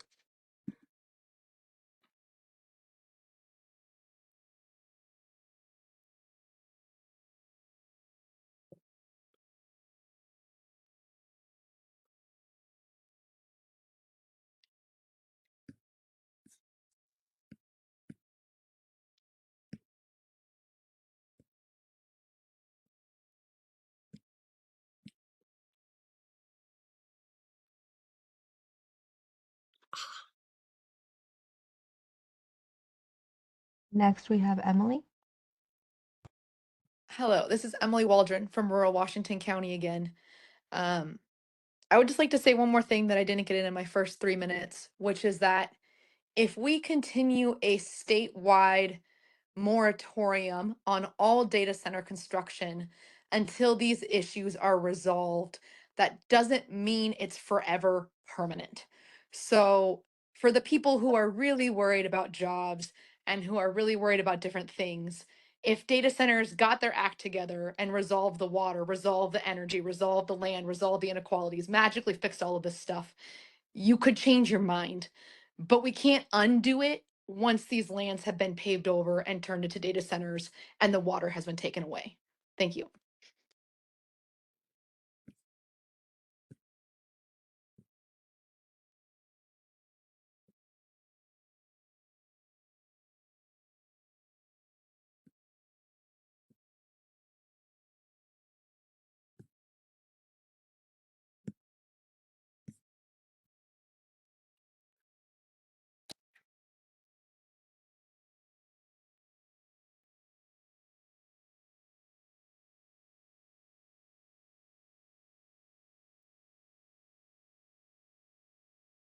Great. Well, I will note that we are committed to having this listening session run from 11 o'clock all the way till 2 o'clock, recognizing that different people have different availability of time throughout their days.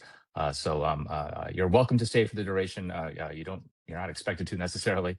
We will have committee members coming in and out depending on their schedule. I am committed to the full duration of this. I see a hand up from Victoria. You should be able to unmute now, Victoria. Thank you.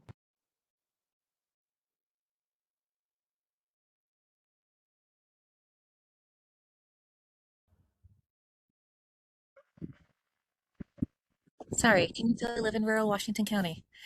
I'm Victoria Demchek. I also live in rural Washington County, as Emily does. I'm here to ask for all of you to use this as an opportunity to better understand the emissions and the costs that we're paying for data center development. I have kind of three main points. Oregon has a long history of extractive economies. We have been on the forefront of extractive economies even before we were a state, when Oregon was simply a territory. And I think that there are other folks on this call who have kind of some of that history. But we killed the beavers.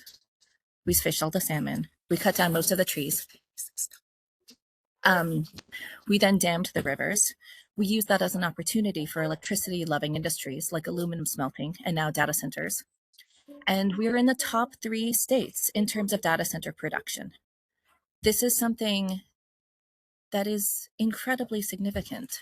We are a small state of 4.2 million people, and yet we are in the top. We could probably take a pause, reassess, understand exactly how we want to approach this, and still remain a uniquely positioned state for data center production. My second point is that data centers are right now in competition not just for water, but also for farmland.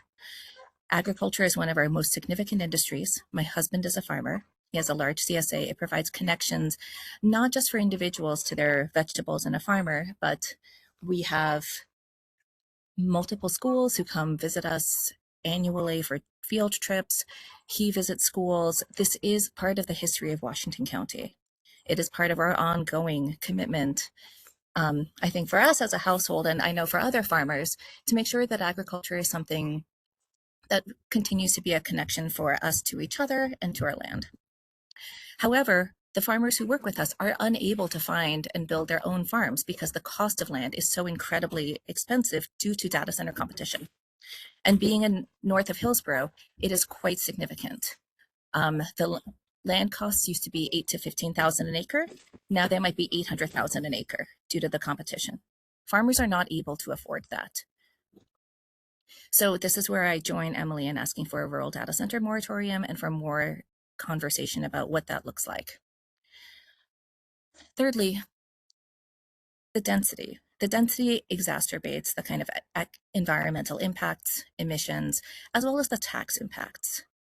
We have more than 30 data centers in Washington County, mostly in Hillsborough. I will say that as a West Union, most of them are in my elementary school catchment area. This is a loss for children all over the state, but it is more particularly a loss for these children who are not only close to data centers and their emissions, which we are still not tracking despite Cleaner Air Oregon. And because their houses and residences are close to them, it is not just their school. They are not just there. They go home to a place that is also close to data centers. I ask for you to continue looking at the impacts on children and their development, and the really kind of uncovering and describing not just what a single data center emits, but what a cluster emits and what that does to our local environment. Thank you so much for your time.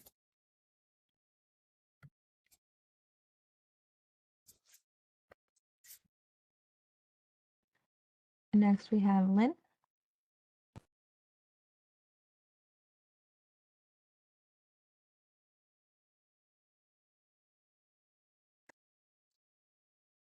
Nope. Yes. Hi. Hi. Sorry, when I spoke earlier, I didn't introduce myself. Apologize for Okay. that. Lynn Handelin. And I'm with Extinction Rebellion, but for today, I'm just representing myself. There's just 2 things I wanted to note of what I read in the material on this task force. And I am concerned about the general makeup of the task force. I know you have like one guy with Climate for Business or whatever it is, you know, it's still business oriented, and there's not it seems unbalanced. There are more people that are clearly pro data centers on the data center task force, judging by their comments. So that's a little concerning. And two of the things that I read in the explanation, or, you know, your documents, one of them was the statement, to understand how the development of data centers affects and can help Oregon meet its climate, clean energy, and natural resource management goals. This statement is really kind of offensive. It clearly and erroneously assumes that data centers can help meet our climate goals, which is like saying that we need to increase the use of gas-powered cars to meet our climate goals. I mean, it's nonsensical. And the fact that that statement is in your documents makes me have some concerns about the committee, how it's structured. And the other one is a goal of develop policy recommendations that'll help Oregon take strategic advantage of the economic development opportunity created by new data centers and other large load industrial consumers of electricity. This is one of your goals, is not to see if there's an economic advantage, but to take advantage of the economic. It's like you're assuming that data centers are A, good for climate, which is absurd, and B, good for the economy, which I think hopefully you're learning that that is not a given. It is in fact not good for the economy for most people. It's good for a few people. So those are the concerns that I have with the structure of this committee. And I know you guys are all volunteers, so, you know, not trashing any individual person. I appreciate the time that you spend here, but I would really like to see y'all have some different voices, more different voices on your committee, and take care of these issues. And maybe if I can get an explanation about why those are the goals, that would be great. Thank you. Thank you, Len. Next, we have Bernadette. Hello, can you all hear me? Yes, loud and clear. Great. Hi, my name is Dr. Bernadette Rogers. I am a scientist, an astrophysicist by training. I'm a Portland resident, a college instructor, and a mom. And yeah, I just, like many other people have already mentioned, I just heard about this meeting literally in the last hour, so I don't have prepared comments, but I just want to add my voice to the ones that I've heard in the last few minutes that I was able to join.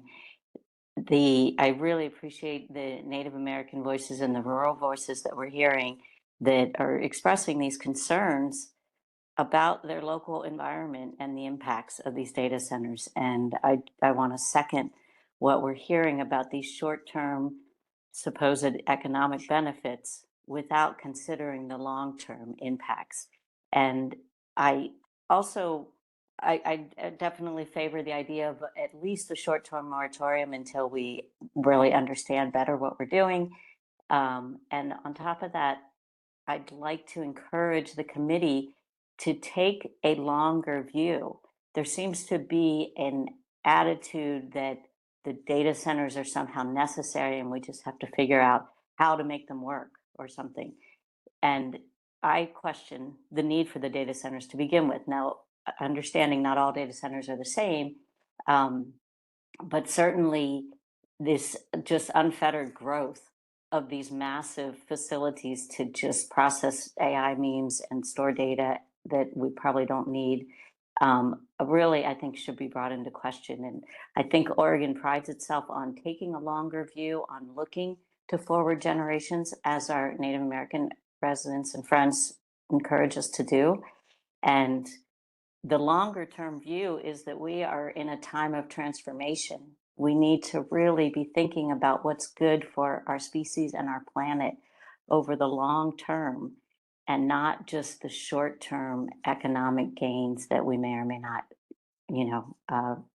material, benefit from. So yeah, I think jobs, of course, and economic development are important, but let's look at what the jobs are for and what the people are doing, and let's really put Oregon at the forefront of the transformation that we need towards a well-being economy where our jobs are focused on the things that we need, like health and education and good food and clean environment, and not on unnecessary things that are moving us in the wrong direction. So I would really encourage the committee to, as I say, take that larger view and take a step back from sort of the assumption that the data centers are given and how can we have them, and rather like, do we need the data centers? And what's the right way to increase our economy and give people jobs and well-beings that actually are helpful and, you know, give people purpose and meaning in life and help our environment and get us through this incredible crisis that we're in, that should be our primary focus, meeting our climate goals and transforming our society and our economies. So thank you very much for your time. Thank you. Thank you. Next, we have Fawn. Thank you. My name is Fawn Hosey, and I also live in rural Washington County. I'm president of a group called Helvetia Community Association. We have convened a group meeting every other week since November, and we've begun to see researching data center issues and their impacts on our community and on our farmland, our habitat, our environment. And I just want to underscore the recent participants here and also bring out a few additional aspects that we've been finding. We feel that the real costs of data center proliferation haven't been well quantified as we look at dollars and cents. We don't have numbers that help us, and we don't have dollar sign numbers that help us understand the impacts of the noise, the infrasound that comes from data centers, the light pollution that affects our, not just human habitat, but our animals, our birds, our insects are, affected by the light that shines so brightly all night, our quality of life, which is what brought Intel here 40 years ago. And we need to get some dollars and cents for that. We need to understand better our identity that is rooted in our surrounding rural areas, which don't exist because they're hobby farms. They're not hobby farms. They represent our second most important economic sector. We need to understand those foundational resources and the risk that we're taking every time we turn another acre of prime farmland into industrial land. I've also seen, our group has seen, that in many of the advisory councils that we have the same representation of business becomes an echo chamber where the larger dollar signs that represent data centers or high-tech industry, which are cyclical, and we can't trust them for our 7-generational future. We also, the lack of balance on those, thank you. The lack of balance on those committees it's because they don't represent the agricultural community, our second most important economic sector. So for a 7-generation review, we've got to look at that. The foundational resources are the soils, which are better in Washington County than other counties in Oregon, and the water resources.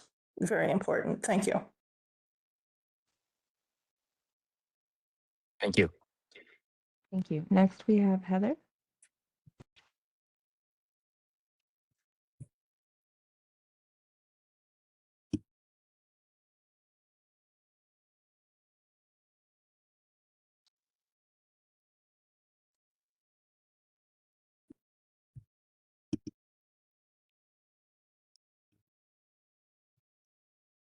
Are you with us, Heather?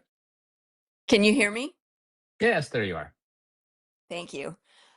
I live in the Dalles, Oregon, and the Google data center is exactly 1/4 mile from my address. Um, and I just wanted to talk about the effects on the Columbia River. It does warm the river. The discharge from the data center warms the river and makes it less habitable for the natural wildlife and flora and fauna that exist there. Um, Unfortunately, there's been no effort on behalf of the state government to um, document and create a data set so that we would know how much the river is being warmed. And that is very concerning. Also, here in the Dalles, the Google data Center is a point of contention in the community. The political leaders are definitely on one bandwagon, and the majority of the community is not going along with them. The expansion of our watershed is extremely problematic in that our elected leaders will not definitively say what the watershed is for. It appears as though they are being deceptive. I would just like to also add that we did not get a new school, the last bond issue, because of the suspicion of Google not paying its fair share. Now, that may not have been true, but that is the kind of thing that having a data center in your community does. Thank you for this opportunity. Thank you. At this time, we have no one with their hands up. If you want to make a public comment, please raise your hand. Thank you. We have Irenda. Hi, everyone, again. I just want to talk about what was said. I understand like everyone's personal impacts, but we have to stop as a nation, as a society with this American individualistic mindset. You know, these institutions that we're relying on, why do we do that? Why do we think that we don't have the power ourselves? And it comes to a question of power. You know, who seem to have power and who seem to not have power. And of course, I hear people with privilege on this chat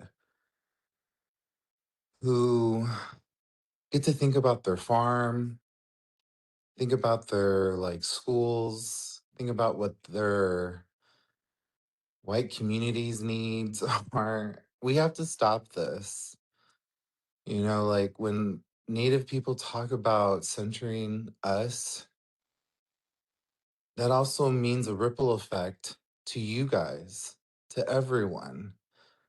You know, I heard someone saying like the ripple effect that we have in our decision making as a people, it affects us. And I just want to encourage the chat to check out dismantlingracism.com and do yourself like the hard journey of like starting to heal from what the fallacy of this American identity has given you. Thank you. Thank you. Thank you. Next, we have Jacob. Yeah, hi there, Jacob Roloff. I've spoken at some of the other sessions. I haven't been plugged into this, so I might just take a different tack. I'm sure a lot of people have come in and said some details about, water tainting and environmental concerns and energy concerns. At least I hope people did. But yeah, I've been, in Hillsborough area, which is a major hub in our state for data centers. I've been going back and forth with city officials and multiple departments trying to find information on data centers. And so, I think from your committee or whatever we're calling it, committee, I think the recommendations to the state should be exceptionalizing data centers in almost every form of tracking, water tracking and power tracking and property tax tracking. Like the recommendations should be like, hey, data centers are unique. They're making a unique amount of value, or they're claiming a unique amount of value. They're using a very unique amount of water, power, all these things, land per employee for sure. And so I think, people are seeking information. They hear rumors about stuff. Some people experience these rumors, like the nitrate levels in, I can't remember where that was, Boardman, I think, the recent lawsuit. So I think a huge part of what recommendations come out of this committee should be, making an exception of data centers in all these, I guess, like avenues, like particularly in property taxes. Like they're just zoned, or they're considered industrial, but when you measure these values of these properties and companies against other industrial companies, it's just there's leagues in between them. And same thing with water use and other things. And so I guess I'm still here in Hillsborough seeking all this information, but it's extremely hard to find it because of how we're tracking it and all that. And I think it's a unique enough industry that we need to consider it that way. We need to, and quickly, I would say. And so certainly I think that's a priority for the state as a whole. Thank you. Thank you, Jacob. Next, we have Michaela.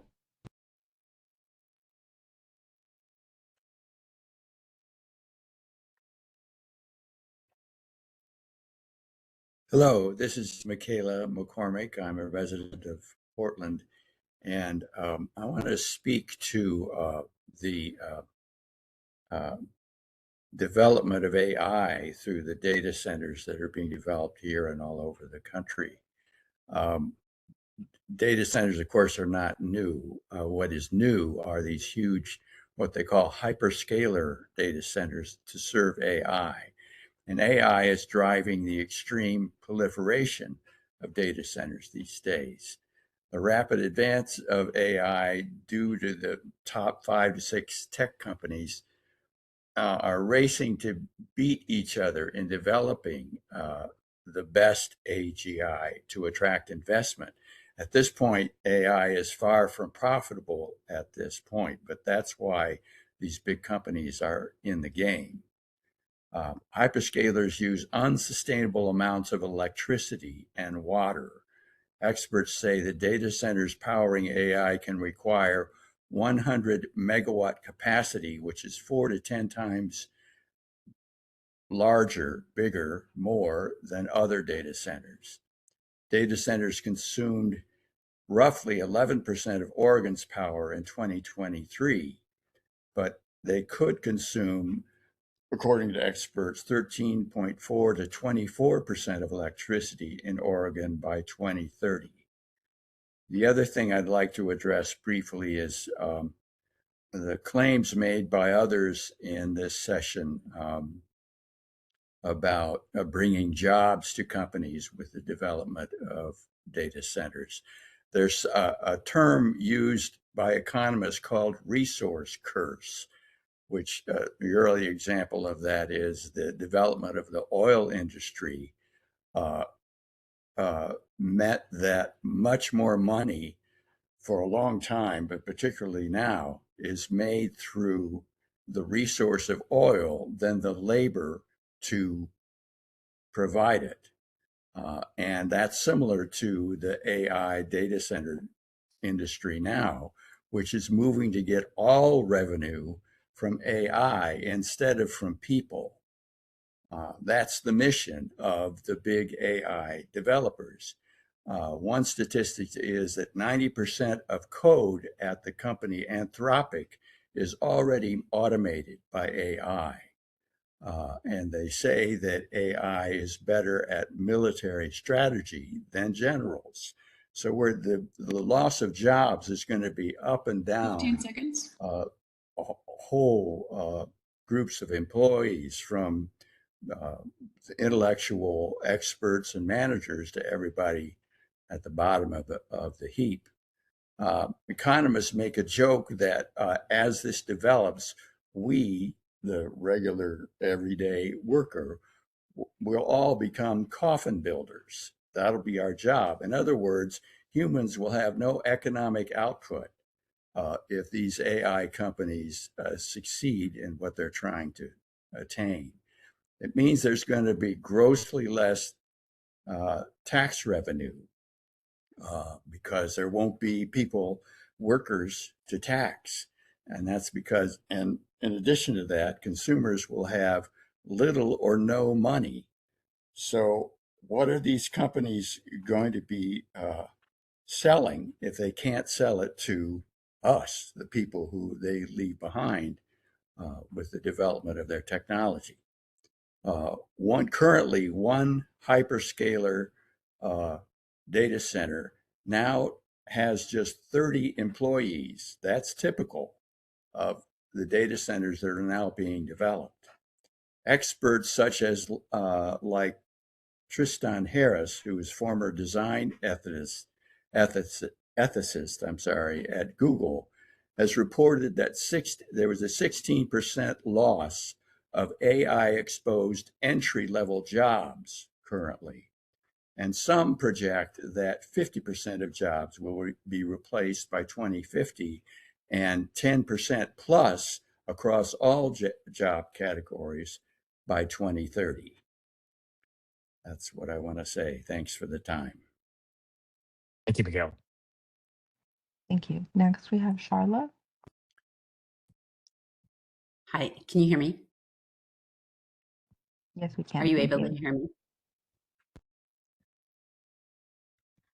Yes, loud and clear. Okay. Co-chairs and members of the Data Center Advisory Committee, I'm Charla Moffett, Senior Policy Director for Oregon Business and Industry. OBI is a statewide association representing businesses from a wide variety of industries across all 36 counties. Our 1,600 member companies, more than 75% of which are small businesses, employ more than 250,000 Oregonians and help drive a healthy and prosperous economy for the benefit of everyone. Conversations about data centers have accelerated as reflected by the work of this advisory committee. OBI encourages the committee to carefully examine the facts and thoughtfully consider any policy recommendations that emerge from this process. Data centers provide services that are essential to everyday safety and economic activity. These include 911 emergency dispatch support, cybersecurity and fraud monitoring, energy load forecasting and outage detection, and emergency alert systems, including those used during wildfires. Healthcare systems rely on cloud services as well, and hospitals increasingly treat cloud downtime as a patient care risk event. The services data centers enable go far beyond email, virtual meetings, or online tools. They support systems that Oregonians depend on every day. Importantly, data centers are not driving demand for cloud computing services. That demand is coming from people, businesses, hospitals, educational institutions, and governments that rely on them. At this point, daily life simply does not function without cloud infrastructure. Data centers also provide substantial community benefits. They create significant construction employment, permanent technical jobs, and recurring local tax revenue that supports schools, public safety, and essential services. In fact, the industry is the largest tax revenue contributor in both Umatilla and Morrow counties. The industry is also investing heavily in renewable energy and energy innovation to reduce its carbon footprint.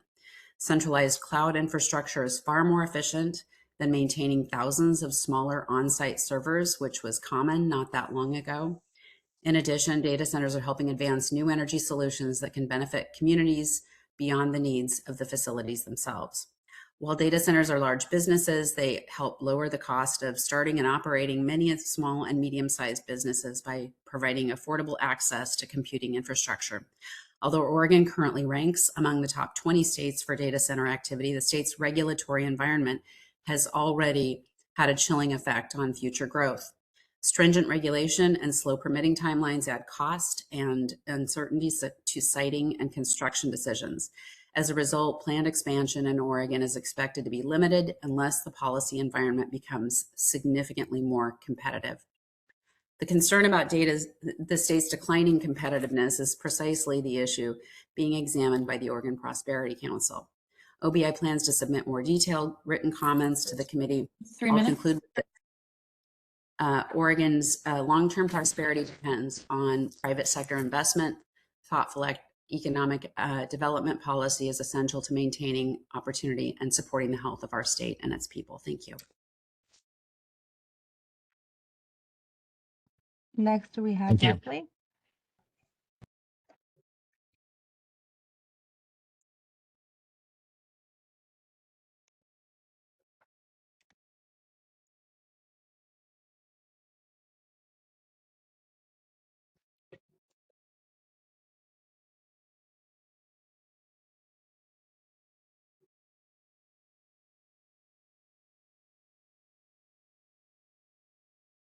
You should be able to unmute yourself, Leslie. Thank you. Can you hear me? There you go. Hi, Leslie. Hi. Yeah, I just want to respond to the Charla Moffat who just spoke. You know, the build out of generative AI that's envisioned by the tech company CEOs goes far beyond the kind of the practical uses she was describing. The problem with some of the plans, which really sound like science fiction, and even many of the leaders in the AI industry are saying what we're moving into with generative AI threatens humanity. It threatens so much. And the problem is there are no guardrails. There's no one really saying, wait, we need to take a step back and evaluate all of this. So I wanted to say that, and I wanted to echo what Michaela said about what do we want. And I think that should have been the first session this commission took up. You know, what is AI all about? What are the parts of AI that are acceptable, practical? What are the areas where we really do need guardrails and we need to slow down? And the question really is, if we have concerns about the rapid build out of these hyperscale data centers, well, we need to ask those questions first. We should not be just accepting the build out and saying, oh, we need to tinker here and there to really deal with that. Another related issue I just want to mention, I didn't know about this until later today, and I don't really have prepared comments, but often the arguments made by these data centers, the people who are pushing them, we're going to use green energy. And often that's just greenwashing as forms of energy that we may not really consider sustainable or having greatly less harm to the environment. But even if they are using, for instance, solar power, we know they're also using diesel generators during those downtimes. And the thing I want to say about the use of green energy is that it's not neutral. It takes a tremendous amount of extraction, which has very serious consequences for our natural habitat. It has serious consequences for many of the workers who are involved in things like the mining industry. There's processing. I mean, there's the whole life cycle of all of these materials that go into green energy. And I think where we're using green energy and where we're having these impacts, we should make sure we're using it for the overall general good of our communities, not to build out data centers before we've really answered and discussed these hard questions. The other thing I want to touch on is just transparency. That's the other thing that should always be looked at before we move forward. And Oregon does not require data on who receives the various tax breaks, and it does not require information on jobs promised and created, wage levels and benefits of direct and contracted out jobs, cost of tax breaks per employee, to say nothing of not requiring information on the amount of water and energy that will be used. And these companies are intentionally secretive about ownership, investors, and all of these things, even to the point of requiring that local government sign these non-disclosure agreements. So I think that's something else that there shouldn't be any movement forward until all of these issues are transparent. Thank you. Thank you. Thank you. Next, we have Jacob. Yeah, hi again. I briefly just wanted to respond to I can't remember her first name, Moffat, a few speakers ago. Yeah, I don't think we have an issue for in Oregon of like being friendly to data centers in policy. I think, or actually, I know that on most of these data center websites like NTT, QTS, Flexential, they say they have a section on their website that says why Hillsboro, and it just gushes about our awesome property tax system for them, which is giving them, reportedly 450 million in tax breaks, but it's actually much more based on our property tax system because there's one facility in Hillsboro that's worth $2.4 billion. That was a real market value of 2025. And last year, 2025, they paid just $580,000, which is 0.01%. And it was 1.5% of their assessed value, which was just 36 million.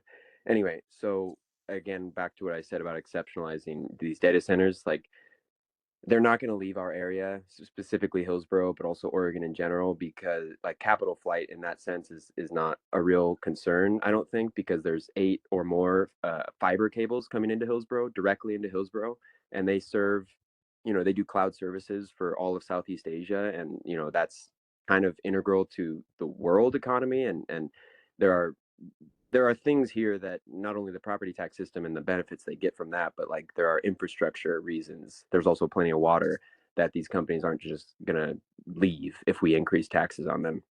I don't think that's a real worry. And also about emergency services and other useful reasons for these data centers, that's definitely the case. There's even there's AI used in breast cancer screenings that has increased the time frame where people can find that. Specifically in China, there's a hospital that uses AI for that purpose, but doctors still have to oversee those screenings because sometimes there's been false positives and so forth. So there's definitely positives for AI, and even there's uses for data centers. And the question is, what's the scale? Who's it serving? Who's profiting? And if we need 20 more data centers for emergency services, then let's let the state build them and not give the profits to international companies that then don't pay their fair share in taxes. And even for the green energy angle, the Power Act in Oregon passed last year, and PG&E came up with their policy where they pay for 3 years out of 50 for their long-term investment payback plan. And then CUB, Citizens Utility Board, had to sue them or challenge it in court, and they made it 10 years. 15 seconds. And anyway, so they had to be sued to pay just 10 years out of 50, and why not pay all 50? They have to, we have to twist their arm to pay even a fraction of what they should. So yeah, thanks. Thank you.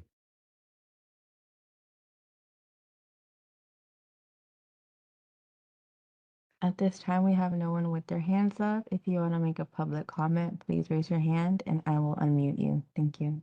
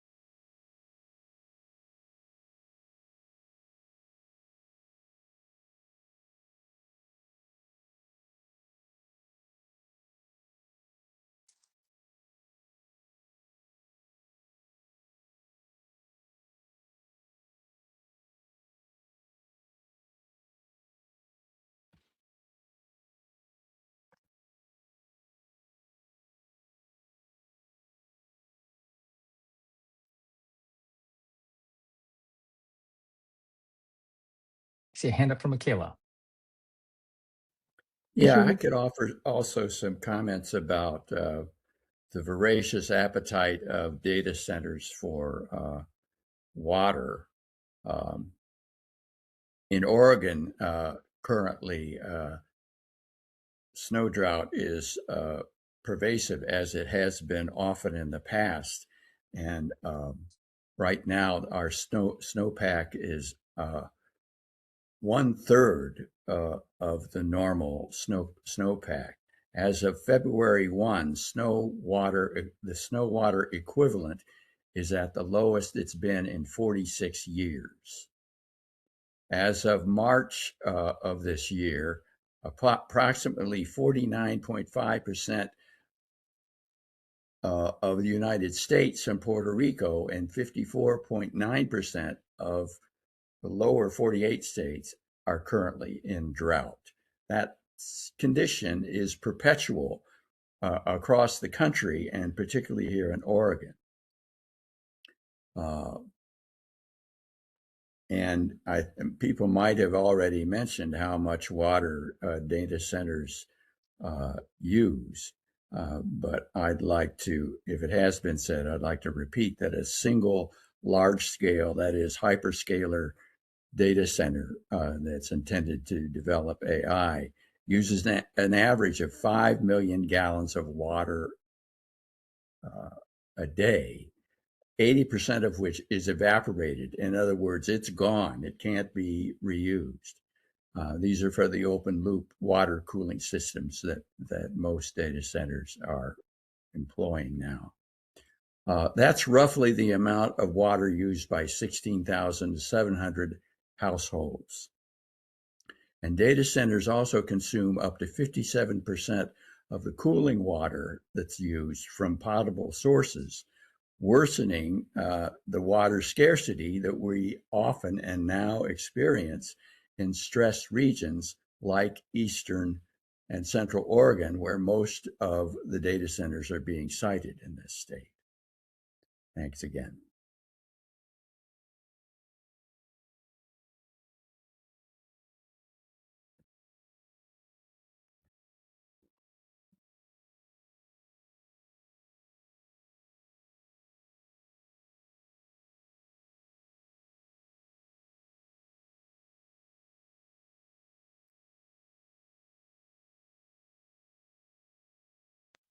We have Bernadette.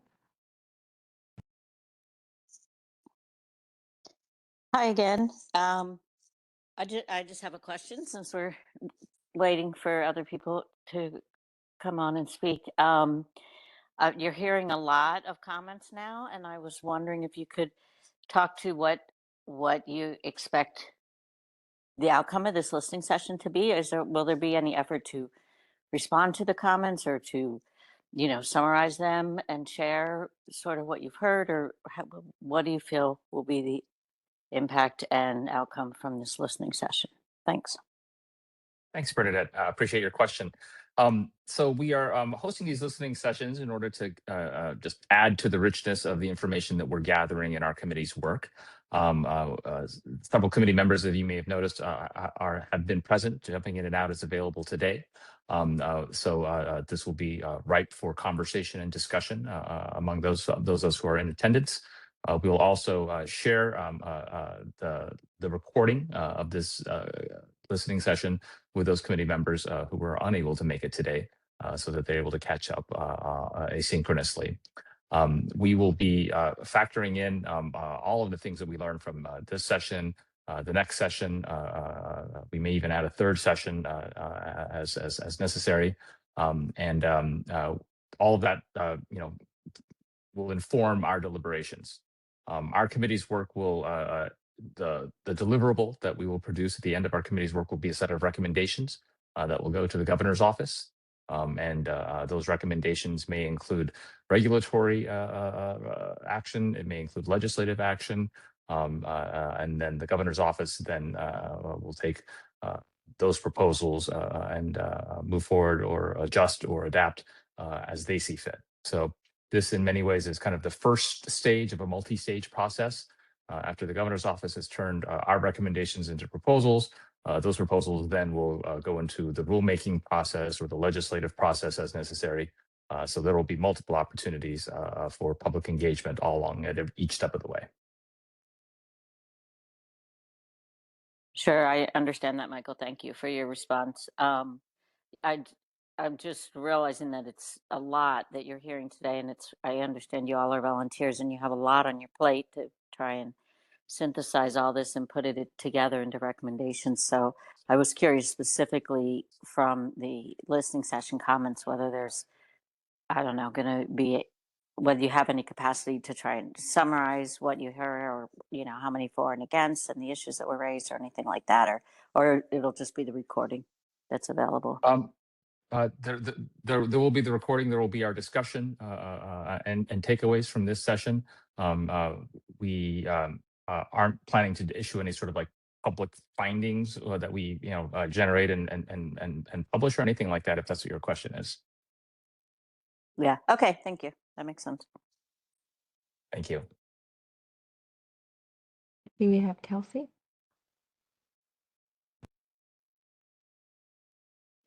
Hi, this is also more of a forward-facing question. Before I guess I'm trying to figure out how to ask this.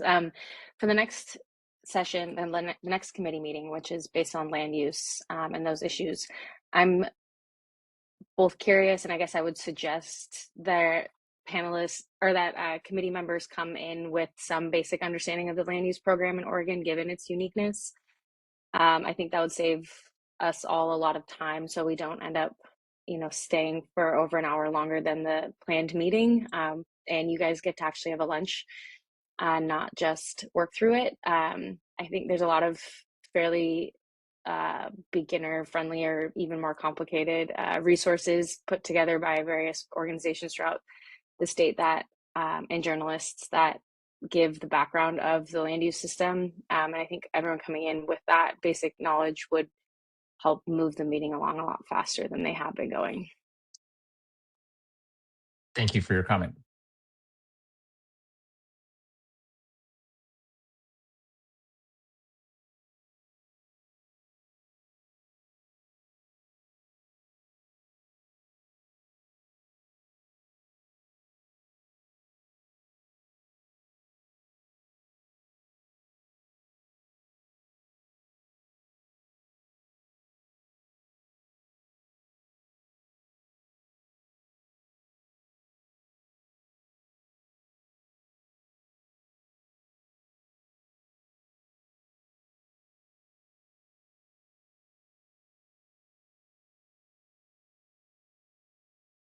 Jacob? Yeah, I don't know if this has also been answered. I couldn't listen in on those couple questions, but is there going to be any indication along this process about like what policies or recommendations for the governor that this committee is like leaning towards, or will it just be the sessions that are in the calendar and then some period afterwards for the development of those recommendations, or will there be just any indication along the process about thoughts, I guess, from the committee? That's it. Thanks for your question, Jacob. We're not planning to sort of have a kind of sneak preview, so to speak, in terms of which way are we leaning, or what are we thinking about, if that's what you're looking for. We are planning as much as we can to be as public as we can about sort of the development in that report of our recommendations.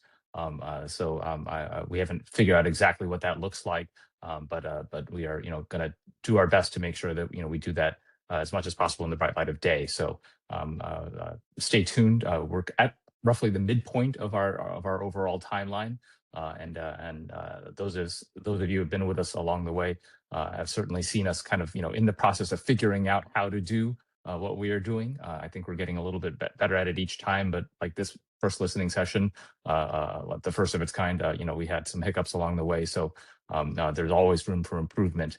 As we get towards sort of the report drafting stage, we'll be inventing that process as well. You know, we'll you know, try to do the best that we can. I don't know that it'll be perfect, but our intent is to be as transparent as we can in that process. Okay, yeah, thank you. Yeah, and I guess just as a final, just 1 second, will that development at the end of the process then, at the end of all the hearings, will that part be hearings as well? Like, will that be public or no? We haven't figured that part out yet. Okay, yeah, no worries. Thank you. We have Mark. Yes, hi. Thanks for the opportunity to speak. And I'm concerned with all the problems with data centers that probably been addressed today and other times. So I think it's wise to have a moratorium on data centers and just kind of think about it and kind of really look at them in a close way before we really move on and support data centers. Thank you. Thank you, Mark.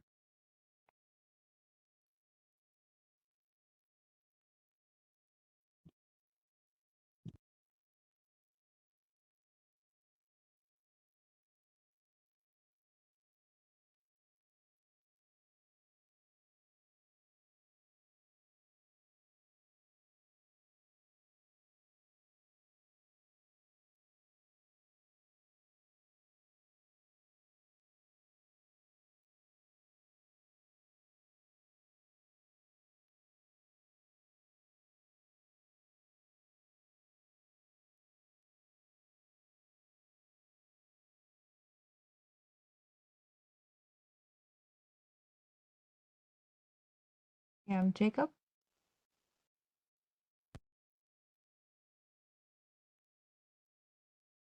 Another hand raised.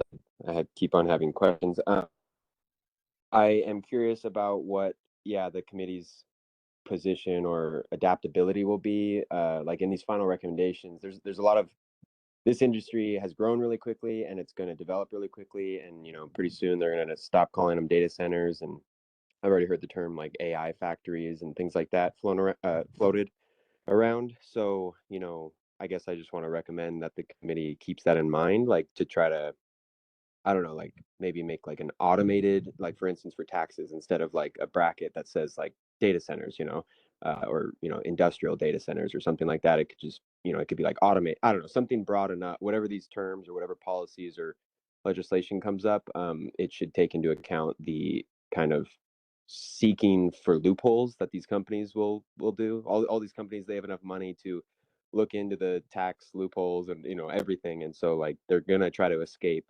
whatever policies come about. So recommendation to just stay cognizant of that inevitability, I guess, and to come up with terms that are inclusive of who we want and also can leave room for some adaptability for later industry changes. Comment. We have Hannah Schulenberg.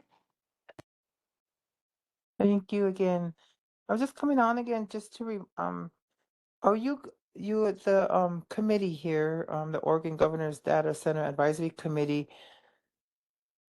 Could you have somebody from the native or from the native community to be part of this committee as well, rather than being it all white, and also bringing in some native input about this? Because again, seems like, again, you guys are just taking over lands and doing this and whatever you want, and there's no native involvement or even tribal involvement. So I think you guys need to relook at your committee and have somebody from the indigenous or the native community come in, because again, we're part of this. These lands that we've been here for more than you guys have been here. Our ancestors were been here even before you. So remember that. And people that have celebrity status and everything, maybe you should use it not to look at towards the land. Because I remember you used the land too. You used to use the land. And also, I know there's data centers right now that are out there. Let's keep it at that. Let's leave it at that. Let's don't add no more data centers. Because again, the primary thing is taxes and I'm hearing everything. Everybody's talking about the money. They're not talking about the land. There's a few of us that are talking about the land, the water, even the air that are pollutants to this area. So always remember, have somebody on your committee that from the native community or the tribal community. We have a voice too, because we've been protecting our mother earth thousands of years before you guys. So thank you very much. Thank you for your comment, Ms. Shooting Bear. I will note that for the record, I am an immigrant. I am not white, but your point is well taken. We have had, if you haven't been able to attend prior meetings, we have had representatives from various Native American communities as subject matter experts presenting to our committee. So, as I mentioned before, we have also been in communication with the leadership of the various tribes in Oregon. Unfortunately, the committee is established. It was set forth for us, so there isn't a process to add or change the committee makeup, but the committee is actively engaging with tribal communities. Thank you. We have Inenda.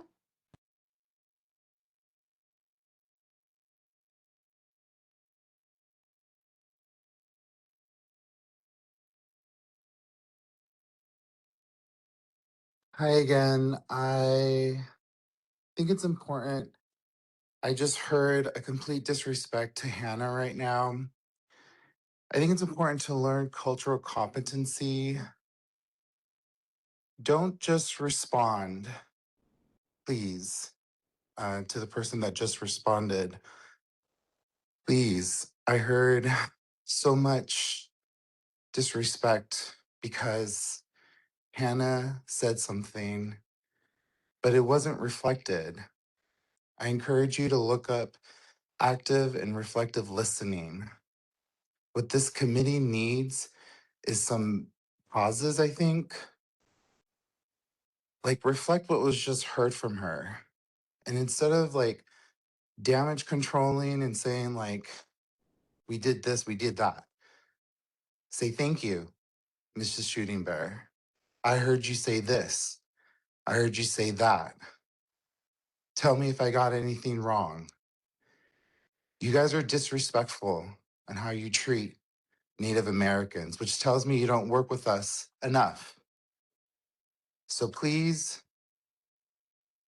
acknowledge us, listen, and reflect. Thank you. Thank you. We have Hannah Shooting Bear. I just wanted to just add on to what Mr. What's your name? Chung? I know Jung, you're it's in Chung, is it Chung? it's kind of like jungle without the LE. Oh, okay, Jungle.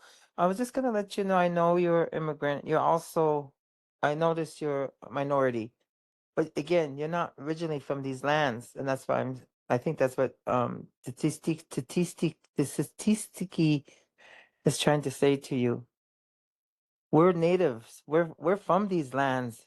Our ancestors were on these lands, but you came later. Thank you for addressing that again. But again, working with us native people is a totally different way of life and a way of thinking. And like what he said, reflect and respond, because again, we don't need none of we know you need to learn from us. We've been protecting this land for thousands of years, and look at what's happening to it again.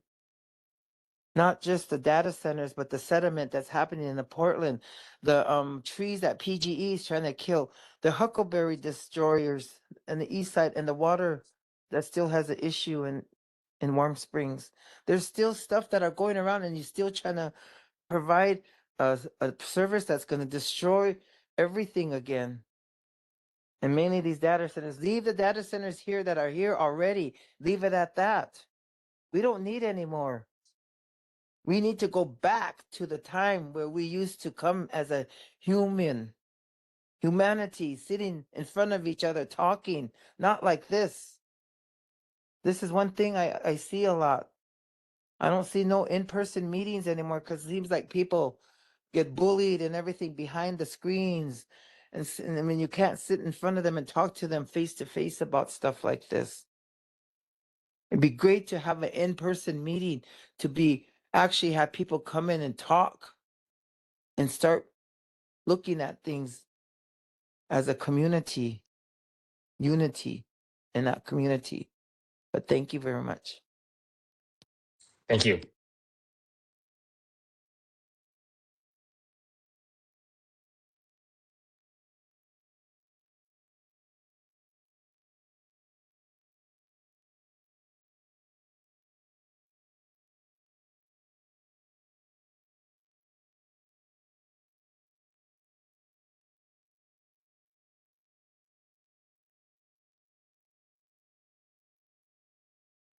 We have Michaela.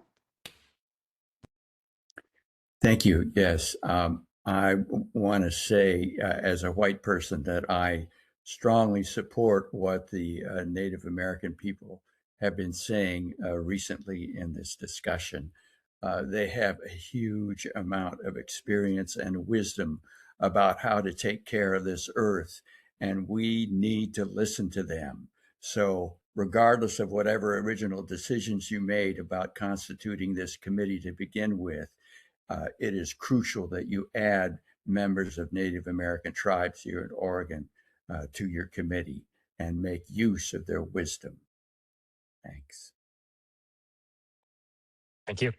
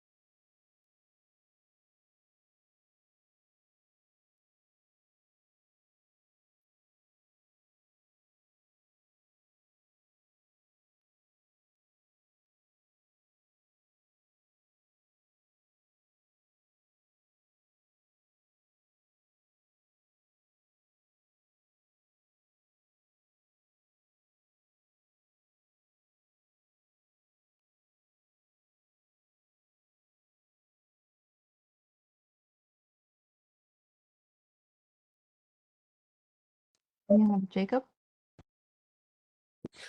Yeah, I just had one comment about just the term that gets floated around when these data centers go up, especially in Hillsborough by our mayor and others, and certainly I think the broader initiative by the governor is economic development, and I see it now pretty much exclusively as a euphemism for, kind of myopic thinking. I am currently at the coast right now, and I drove along I think the Wilsonville River.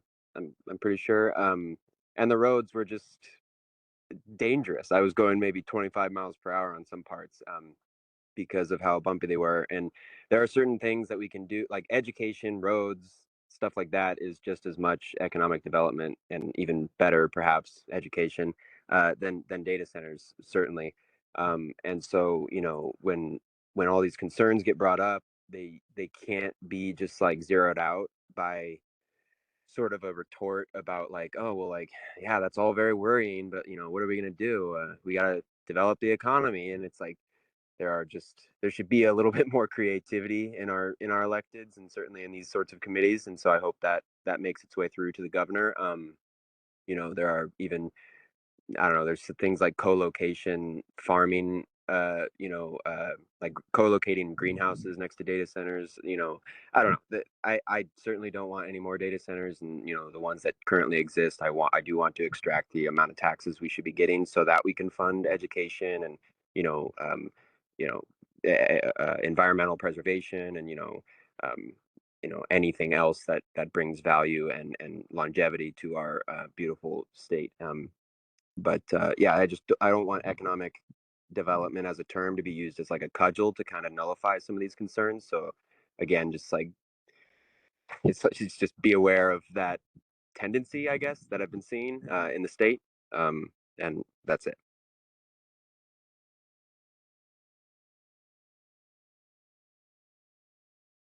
And let me briefly note, if you're not in the chat field, I just noted that the tribal representation comments will be conveyed to the governor's office. So we appreciate those perspectives.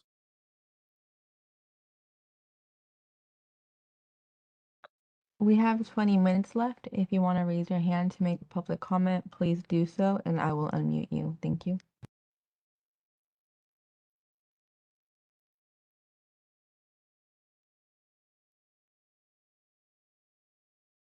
We have Kate Miller. Yes, hello, everyone. I am going to try to keep this brief. I didn't really prepare remarks, but we have an issue in Oregon and it's substantial. We were leaders at one time in energy efficiency, and I did work in the very early days at the Bonneville Power Administration of bringing some what was considered demonstration projects to fruition. And that was a direct result of the Northwest Power Planning Council action items. This is a long time ago, but we did find out that energy efficiency really worked. And I worked in particular in commercial new buildings. And this was at that time very innovative, and people were, believe it or not, scared of new technology. And now we're in a different phase where we have had in the past 5 years alone, incredible, I'm not trying to quote statistics, but we've had significant cost reduction and efficiency improvements in solar and big scale wind. And we have also a grid that is needing serious upgrading to manage variability of time of day use, loads, natural fluctuations of resources. And we're really facing some serious constraints. So fortunately, the good news is Oregon had a plan, and Senator Jeff Golden of Ashland, who's a state representative, put together a pretty neat package that would have given the state legislature, had they passed it, and the departments of energy and transportation and others would work together to do the grid enhancements that our state sorely needs. And ironically and kind of beautifully, Oregon passed on this quintessential opportunity. We did not move that bill out of committee into legislative success this past session. Before we talk about new data centers, we need to look at Washington took that essential, let's just say the actionable items of that bill to upgrade the transmission system and make it 15 seconds. possible. We need to act now, not later, to upgrade our grid. And we need to look at taking Washington's lead and getting Oregon back on track before we shove any more, new things down the public's throat. Thank you, Kate.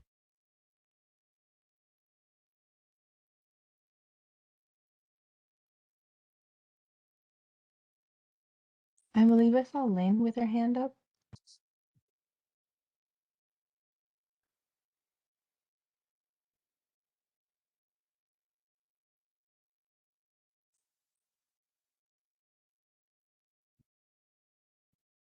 Hi. I put a question in the chat, but the answer was confusing. I wanted to know what session the noise issues will be discussed, and the answer was just the committee will be notified of your concerns. But I'm assuming, I mean, obviously it's not just me that has concerns about the noise issue. Will that be brought up specifically discussed at any of the remaining webinars, whatever meetings? That was my question. Thanks for your question, Lynn. So the way we set up our agendas, we identified what we consider kind of like the big kind of top line issues in the agenda that we set forth, but we also recognize that there are going to be things that come up along the way. I think towards the end of our public meetings, we have set aside some time to address the issues that pop up that need to get some time. So we've noted your concern and we'll factor that into our considerations. Okay, great. Thank you. Thank you.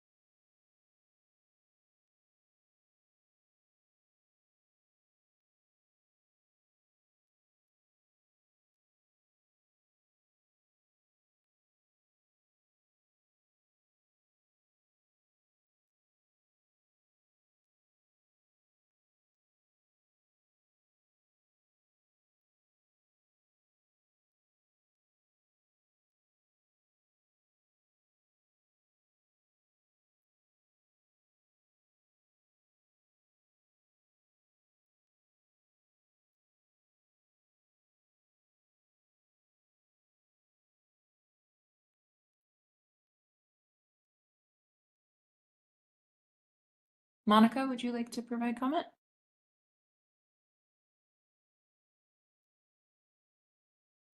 Thank you so much. A typical data center uses 300,000 gallons of water roughly each day, and that's the equivalent to about 1,000 households. But large data centers can use about 5 million gallons of water each day, and that's about a town of 50,000 residents. And we know that researches or projections show water use for cooling may increase by 870% in the coming years as more newly constructed facilities come online. And these direct water needs do not include indirect needs for energy generated offsite. And so that's just significant, right? I want to know how many data centers exist in Oregon, specifically in Washington County, and why there seems to be this desire to add more when we already have a significant number. I also want to ask each member of the committee, and probably the governor herself, would you want to live next to a data center? Why are you making regular people live next to data centers? How do you think data centers will affect your home affordability or your resale attempts when you're ready to sell? We already have an affordability issue with our water and energy, our electric consumption as a regular day-to-day citizen. And so I think those are some general points that have already been raised. I also think, I believe it was Victoria who mentioned farmland and how we need to support our farmers. I completely agree. Our farmers are necessary for our food stability and care of our communities. And essentially, by focusing on data centers, we're giving a royal middle finger to our farmers. And that's significantly important when less regulation on the federal level has made it very dangerous for food consumption overall. We're getting lots of recalls, and this is a time when we should be leaning into our local farmers and supporting them. And by supporting data centers, you're ignoring their call to action to support them. And I also want to say that I think it was Oregon Business that spoke up for data centers. Personally, I believe they're supporting our larger corporations, not our smaller businesses.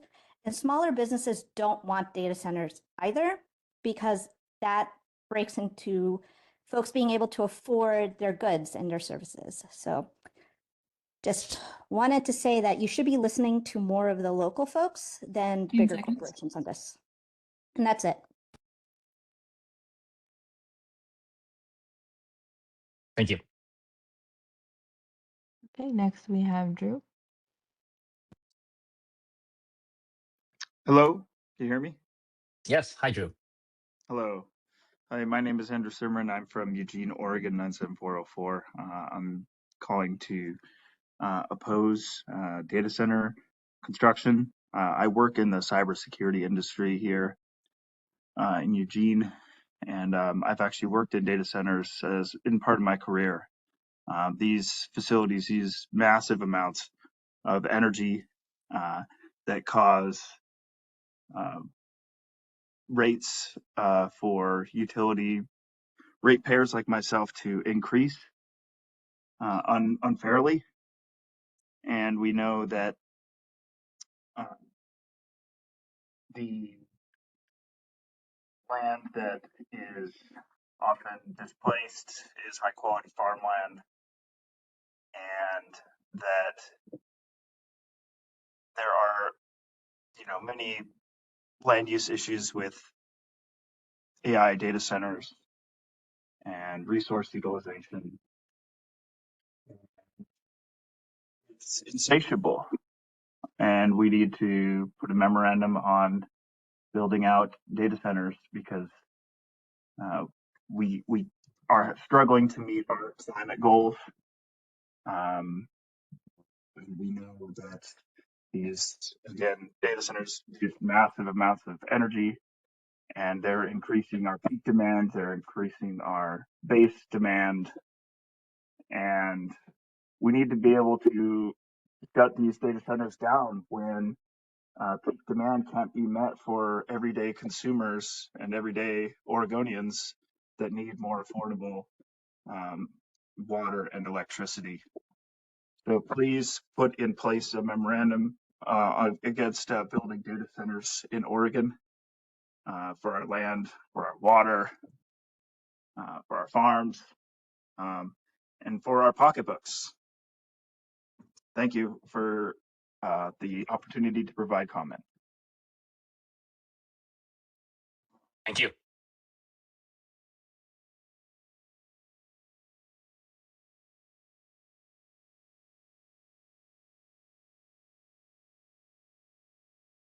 We have 6 minutes left if anybody wants to raise their hand and make a public comment in the last 6 minutes. Thank you.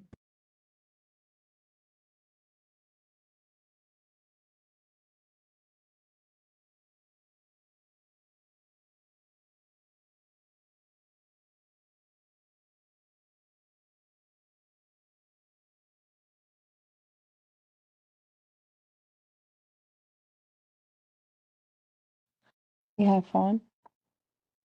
Yes, thank you.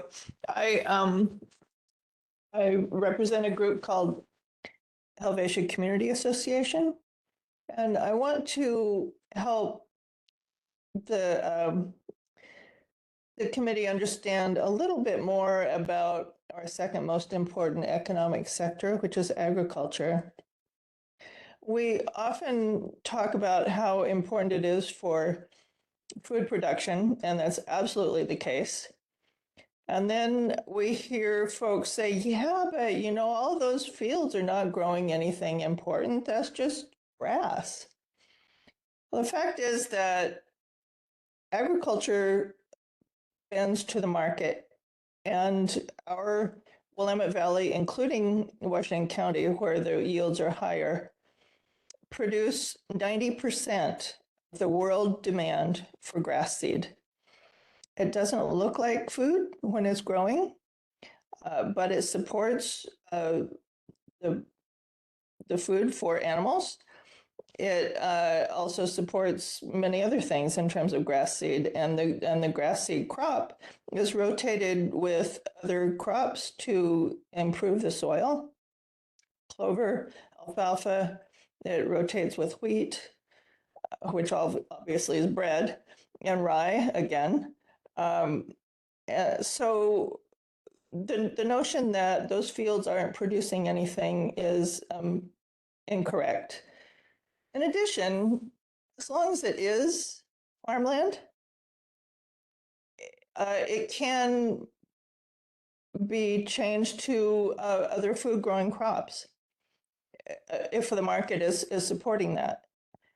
On the other hand, if you take it out of farm production, if you change it to industrial land, it will never, ever be available as farmland again.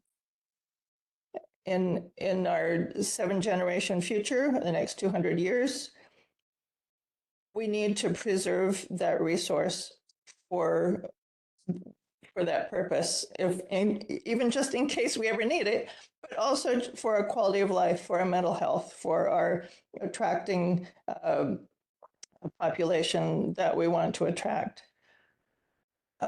So we need to 30 seconds. That, and we need to respect it, and we need to understand that it's not just a green field. It's not an empty field. It's not vacant. It's farmland, and that's important. Thank you. Thanks, Dawn, and good to see you again. Thanks. Next, we have Jody. So Sorry, I just can want we? Sorry, can we make sure? I don't think we've heard from Kipralyn yet, who has her hand up, and I'd like to make sure we get first timers before we circle back to folks who've already commented. Is that okay? Yeah, of course. I apologize. Go ahead, Kimberlyn. Hello, can you hear me? Yes. Okay, good. Thank you so much for the opportunity. My name is Kipralyn Sinclair. I'm a Hillsborough City Councilor. I come here today to speak on my own perception and my own opinion and capacity as a resident of Washington County. I'd like to share that we've received a lot of input from community, and Washington County is home to some of the richest farmland soil in the world, and land is our greatest asset. I'd like to recommend that residents, we as residents deserve clarity about what's happening in our community. I support creating a public, statewide maintained data dashboard that tracks all current and proposed data center projects, listing their size, their power use, their permits, and community benefits. Transparency and proactive communication is key, and I highly recommend that the committee further engage our public. This is our home here. Everyday residents invest in Washington County, and we deserve the right to have clarity on the environmental, land, and economy inputs in our community, as well as cost and expenditures. Thank you. Thank you so and as a much. Washington County resident myself, thank you as a citizen. Thank you. And I'm so sorry, I failed to mention, we have a Washington County, we have created myself, Mirna Munoz, Tammy Carpenter, and Blaine Solomon Pearson have called for a temporary moratorium on data centers, and we highly encourage our community to sign the petition and get engaged. Thanks.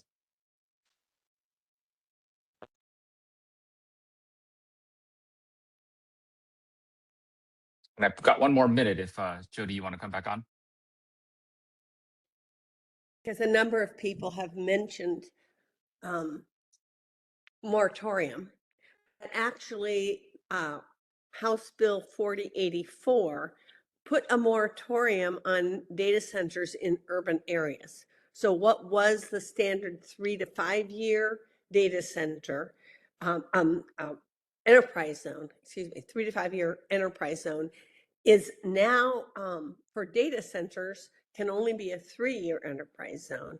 And there is a moratorium for any new projects being approved in the urban areas under that program until 90 days after the end of the 2027 session.